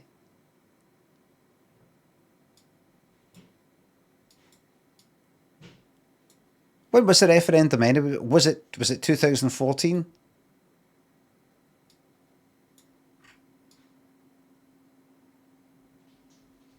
It was September. So it was right now. Wait a minute, let me go up here. Should be things happening about then. September 2014. Alright. No. Was it? That's August 2014 there, right.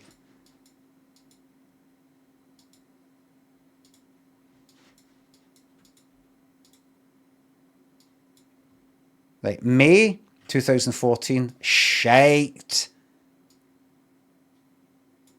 Oh, and there's another wee traffic cone on the horse.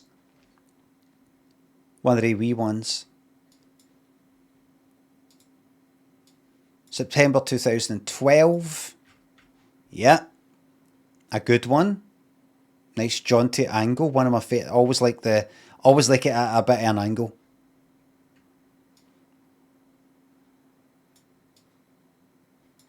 And June 2008. Yep. As far back as it goes. There we go.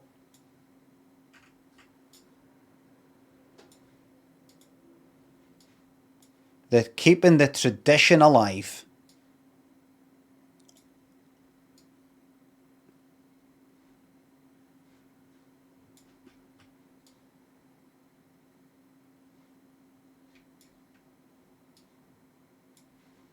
Okay, that's been going for quite a while. Oh, what I didn't mention. I don't think I've ever mentioned this. Or have I?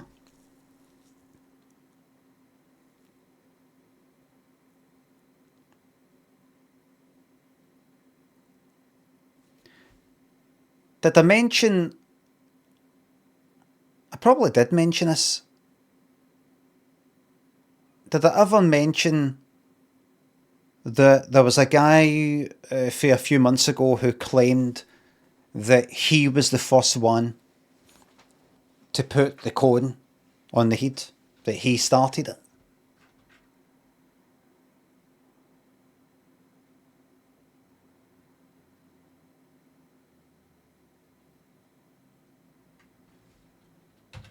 Do you remember?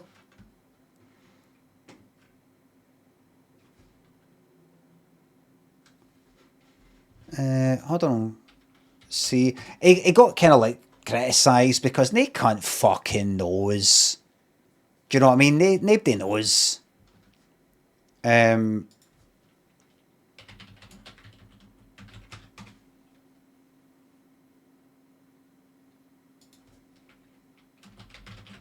if I can find.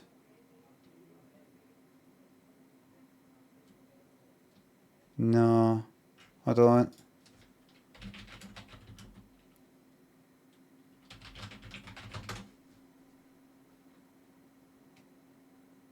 Right. Right. There we go. Right. He got criticised because nobody. Anyway, he says, I put corn and Duke of Wellington statue many years before it became tradition. Jason Orr claims a childhood prank may predate the well-known custom of placing a traffic cone on the famous landmark.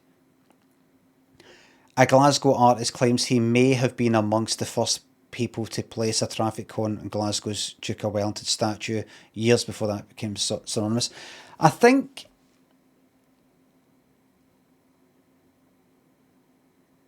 he said he did it when he was 10, 1979. I can't remember I can remember doing it with my friends. I can't remember how the whole thing came about or cheered on by other people.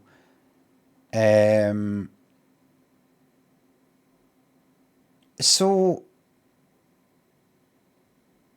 he maybe said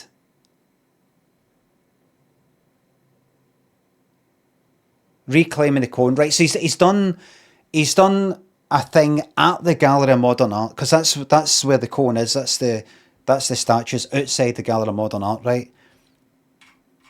So that's the mayor. Get ready for a million ads. I coned Wellington when I was 10 years old. I coned Wellington in 1979. Through the internet and checking and whatever, the legend has it that drunken students in 1980s coned Wellington. I'm sure that Wellington was coned way before that.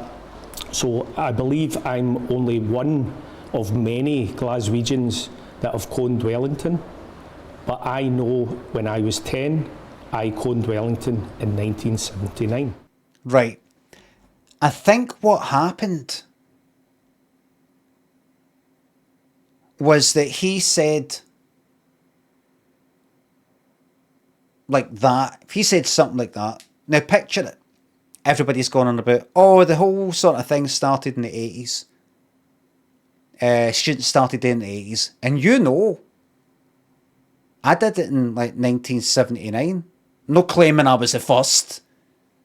But I remember, I was 10, 1979. We did it, so no, it didn't start in the 80s. I did it in the 70s. And then that gets like maybe misinterpreted as you going about telling people I was the first. By the way, that was me who started it. You're just saying, no, I remember it. I did it. Obviously, be other people who fucking did it. Simple idea. There's a cone. There's a fucking statue. Go and stick that cone on that cunt's head. Just saying it was before the 80s, because I remember I was one of many, but I think it got kind of misinterpreted as him like claiming like he started it. So you got people like on Instagram or whatever going like that fucking sad bastard.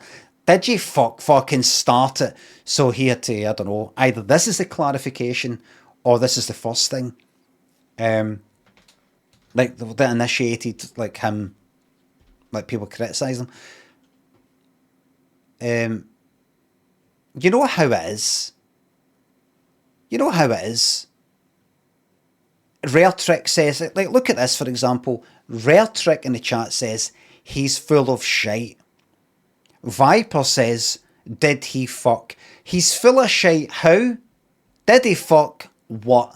What are you on about?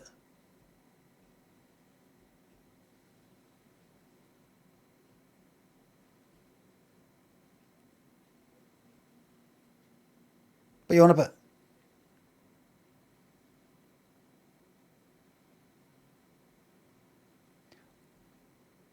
well, he fucked the cone, right? You're out. Who was the other one? I mean, really?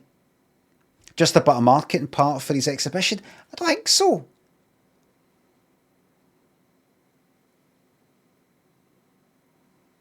It's the sort of, it's just the sort of thing people talk about started in the 80s, and then you're like, no, there's people doing that before. I myself did it. There'd be other people who would have done it as well. I'm not saying I was the fucking first, but definitely before the 80s, because I did it remember doing it in the 70s, and there would have been other people, but the whole, like, let's keep the cone let's always fucking do it. Like these days, that wasn't a thing back in the 70s. I think he's saying, just like now and again, somebody would get an idea in their head to stick that up there, but then it become like a kind of running sort of thing like that. And then people have just interpreted it as him saying, I did it, that was me. And even with me explaining that here, right now, in the stream, there's people in the chat going, did he fuck? He's full of shite. If he said he fucking did, it's probably one of tons of people who went, we'll just chuck that up for a giggle. Rare Trick says, the thing is no one asked? Question mark? So why come forward and say this now? Fucking what? You're saying it like there's some sort of fucking scandal. Why come forward and say it now? Why didn't you come forward and say when it happened? Pure serious as fuck.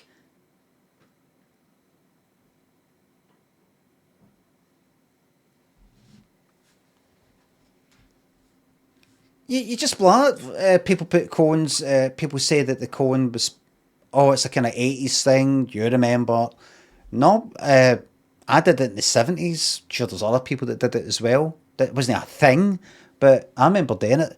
And you're doing an exhibition as well. You'll mention it. If all these things happened, you're not going to go like that. I better keep my fucking mouth shut, even though I know that I did it in the 70s. Not the only person. You would mention it. You wouldn't keep your mouth shut because somebody on the internet might be like, well, why mention it now though?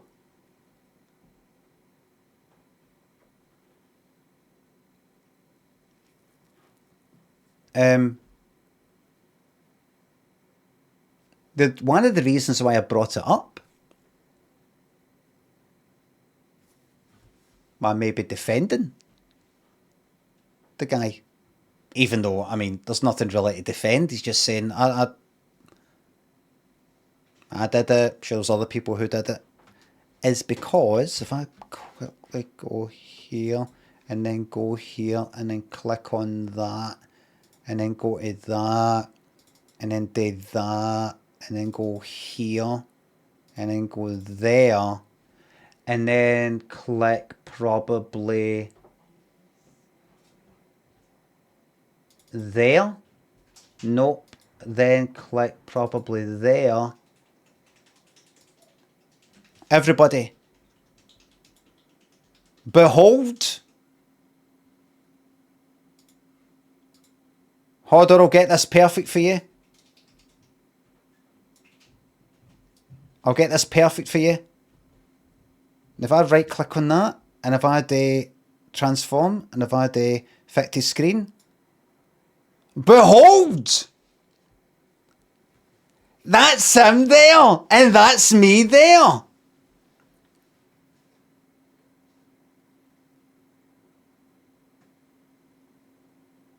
That's me, DD, gone to the moon, and that's the cone guy. How? Because he was Jason, or let me show, I don't know if I'll be able to find it, just I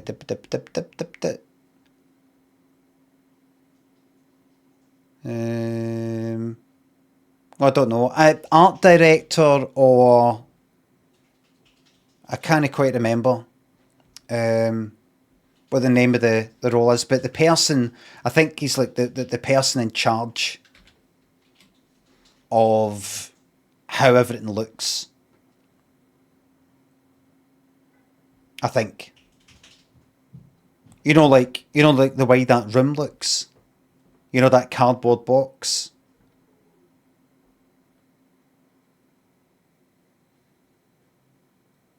You know how that, you know, that mask thing for the people for Venus. I think the whole shebang. So making sure it doesn't just look, you know, making sure that everything all looks the fucking part. So there you go. So even if everybody goes like that to him, you're talking absolute shite with this cone thing. That never happened. You never, ever put the cone on that statue's head before the turn of 1980 and somebody else did it. You're a liar. It was physically impossible to put the cone on that prior to 1980. He could still go like, you know what, you're all full of shite. But alright, and let's forget about that. Remember DD going to the moon? The box? The spaceship? That was me.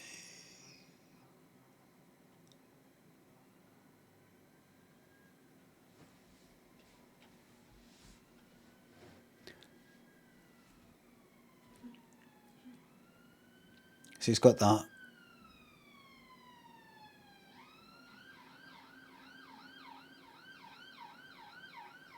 I mean, it's in a script, cardboard box, but you know what I mean.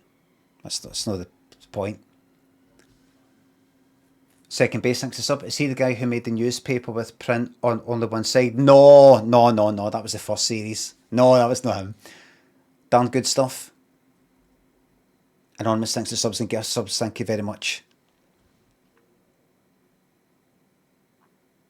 That was not a pleasant experience.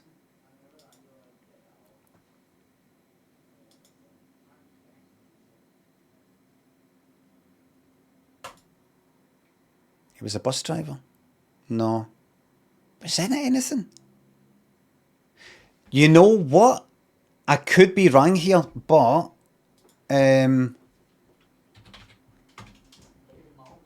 hold on. Raymond Day downstairs. Could be wrong here. Just double check. But it takes us Let me just double check. around a lot of flowers. This used to be an elderly lady who, Hold on. during her time, quite a lot of... You understand this? Aye.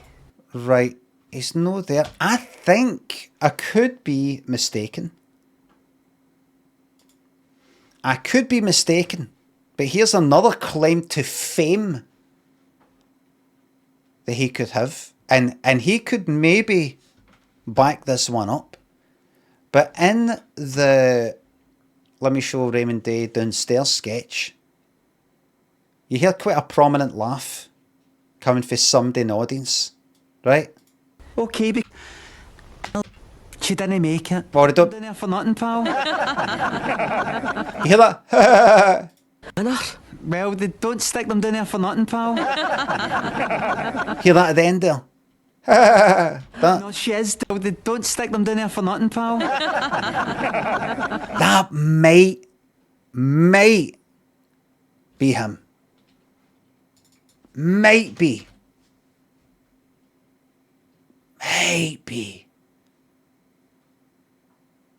Was he no in the audience for this? Until the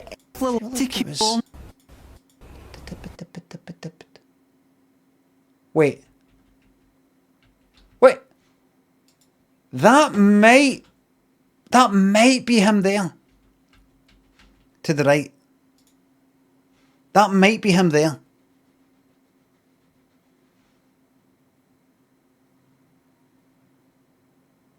Can he really?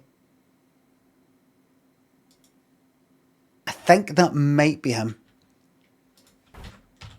So there's plenty more. Lots of things. Plenty more claims to fame. Plenty more. How was that set made? That was the armadillo.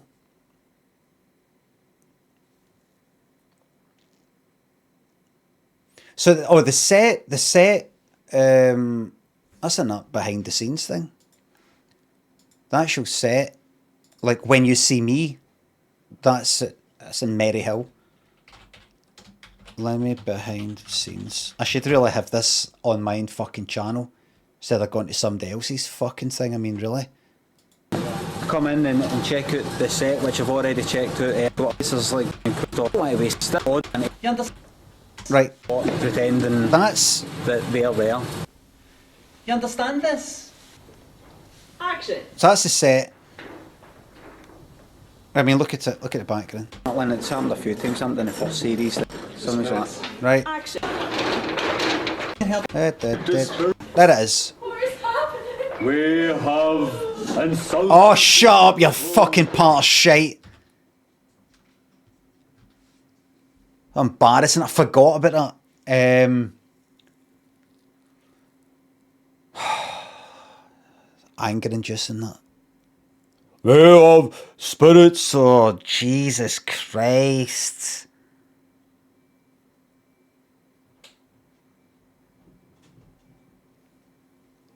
Awful. I thought it was funny. It says, don't look, spins, thanks. It is funny. It is, you're right. That was filmed there. And then the audience thing was filmed something like 2 weeks before in the Armadillo auditorium venue. It's not so bad. It's bad for me. Troubled artist, thanks for the sub.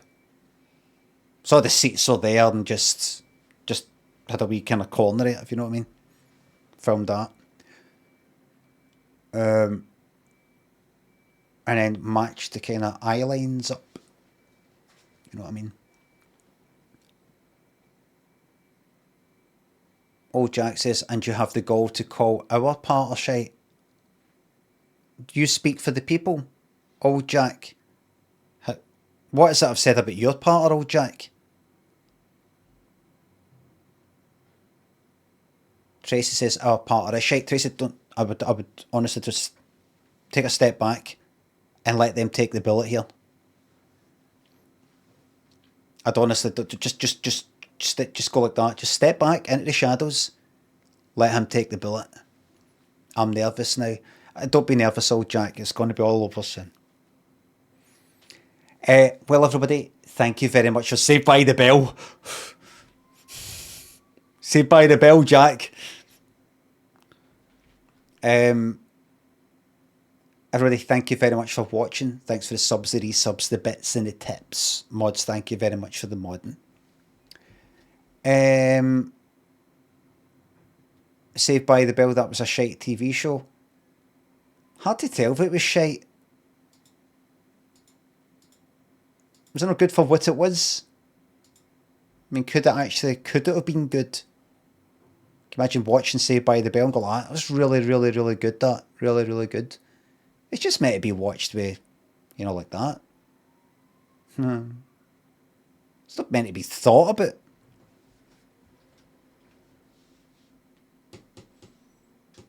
Thank you very much. Mods, thank you very much for the modding throughout most of the stream. We'll talk about that maybe come Dimple's time, but let's not put a big downer on it. Still a lot of the year left. We're only here in April, do you know what I mean? So don't worry about it. It's not a big deal yet. Just don't think about it. miles away. We might all be dead by then anyway, so it's no worth worrying about. Thank you very much, everybody. Regarding me, I was streaming to YouTube the day, and I deliberately sort of had to keep away from any music and stuff like that, or playing any games that had any copyright stuff. I want to be able to keep up the YouTube stuff for that reason. I might occasionally, now and again, if I've got it in my mind that I'm not going to be playing a game with copyright music, or I'm not going to be watching Blind Date. See, the day before I started streaming, I knew I wasn't going to be watching Blind Date, right? I knew I wasn't going to be like playing Death Stranding and I'm going to have a problem with the copyright music, or Life is Strange, whatever the fuck that new one is, which would be a problem. I just thought I'm just going to come on and I feel I'm in the mood for just rabbiting away. That's what I did. So I thought I could actually stream this one to YouTube with what I'm planning doing, but I want to be doing it tomorrow. I might look at that Life is Strange game tomorrow. Oh, wait a minute, what fucking day is it? This is Wednesday. Thursday, could look at that tomorrow. Don't want to keep going like that. Right, everybody, wait until Monday to start some new game. Just do it when I do it. So that anybody fucking pays attention anyway. It's not like it's a big event fucking stream and I decide to play a game. If any game's actually half decent and people really want to watch it, they normally don't fucking watch because they want to play it. So, nothing really matters. Big Taffman, thank you very much for the sub. 77 months of those beautiful blues. I feel like that was like 2 weeks ago. Someone told me recently they think whenever you say my name makes you rust. Oh, definitely. I could see. Is that true? Luck server for the summer invite only. Fuck that. Aye, there is. There's the big L turn around, and there's the wee Limmy experience. That was fucking brilliant. That. Brilliant. And that fucking gamer thing putting all the fucking bear traps on it. Fucking hated that cunt for doing that. Don't hate him now, but at the time, I was like, oh, fuck off.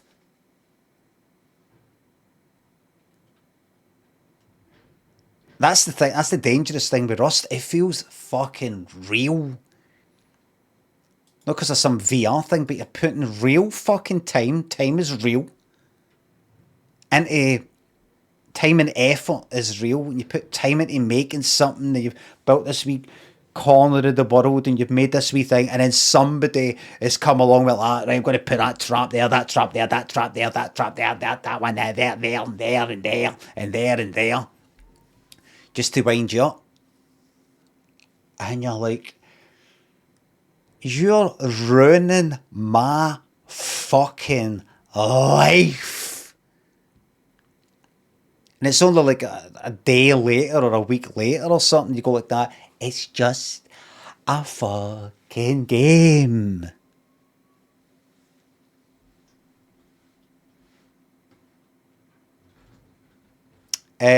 Well, everybody, thank you very much for watching. I will see you tomorrow. I will maybe give that Life is Strange game a shot, see how that goes. You'll see. Well, thanks for sub. Until then, thanks for watching, and please do give me a little subscribe stroke follow on Clips of Limmy, my little startup. My little clips channel startup, very humble. I tried to give you a little compilation of clips for that day's stream. If you could give it a little follow, a little thumbs up, a little comment. You see, I'm trying to compete with the big boys out there.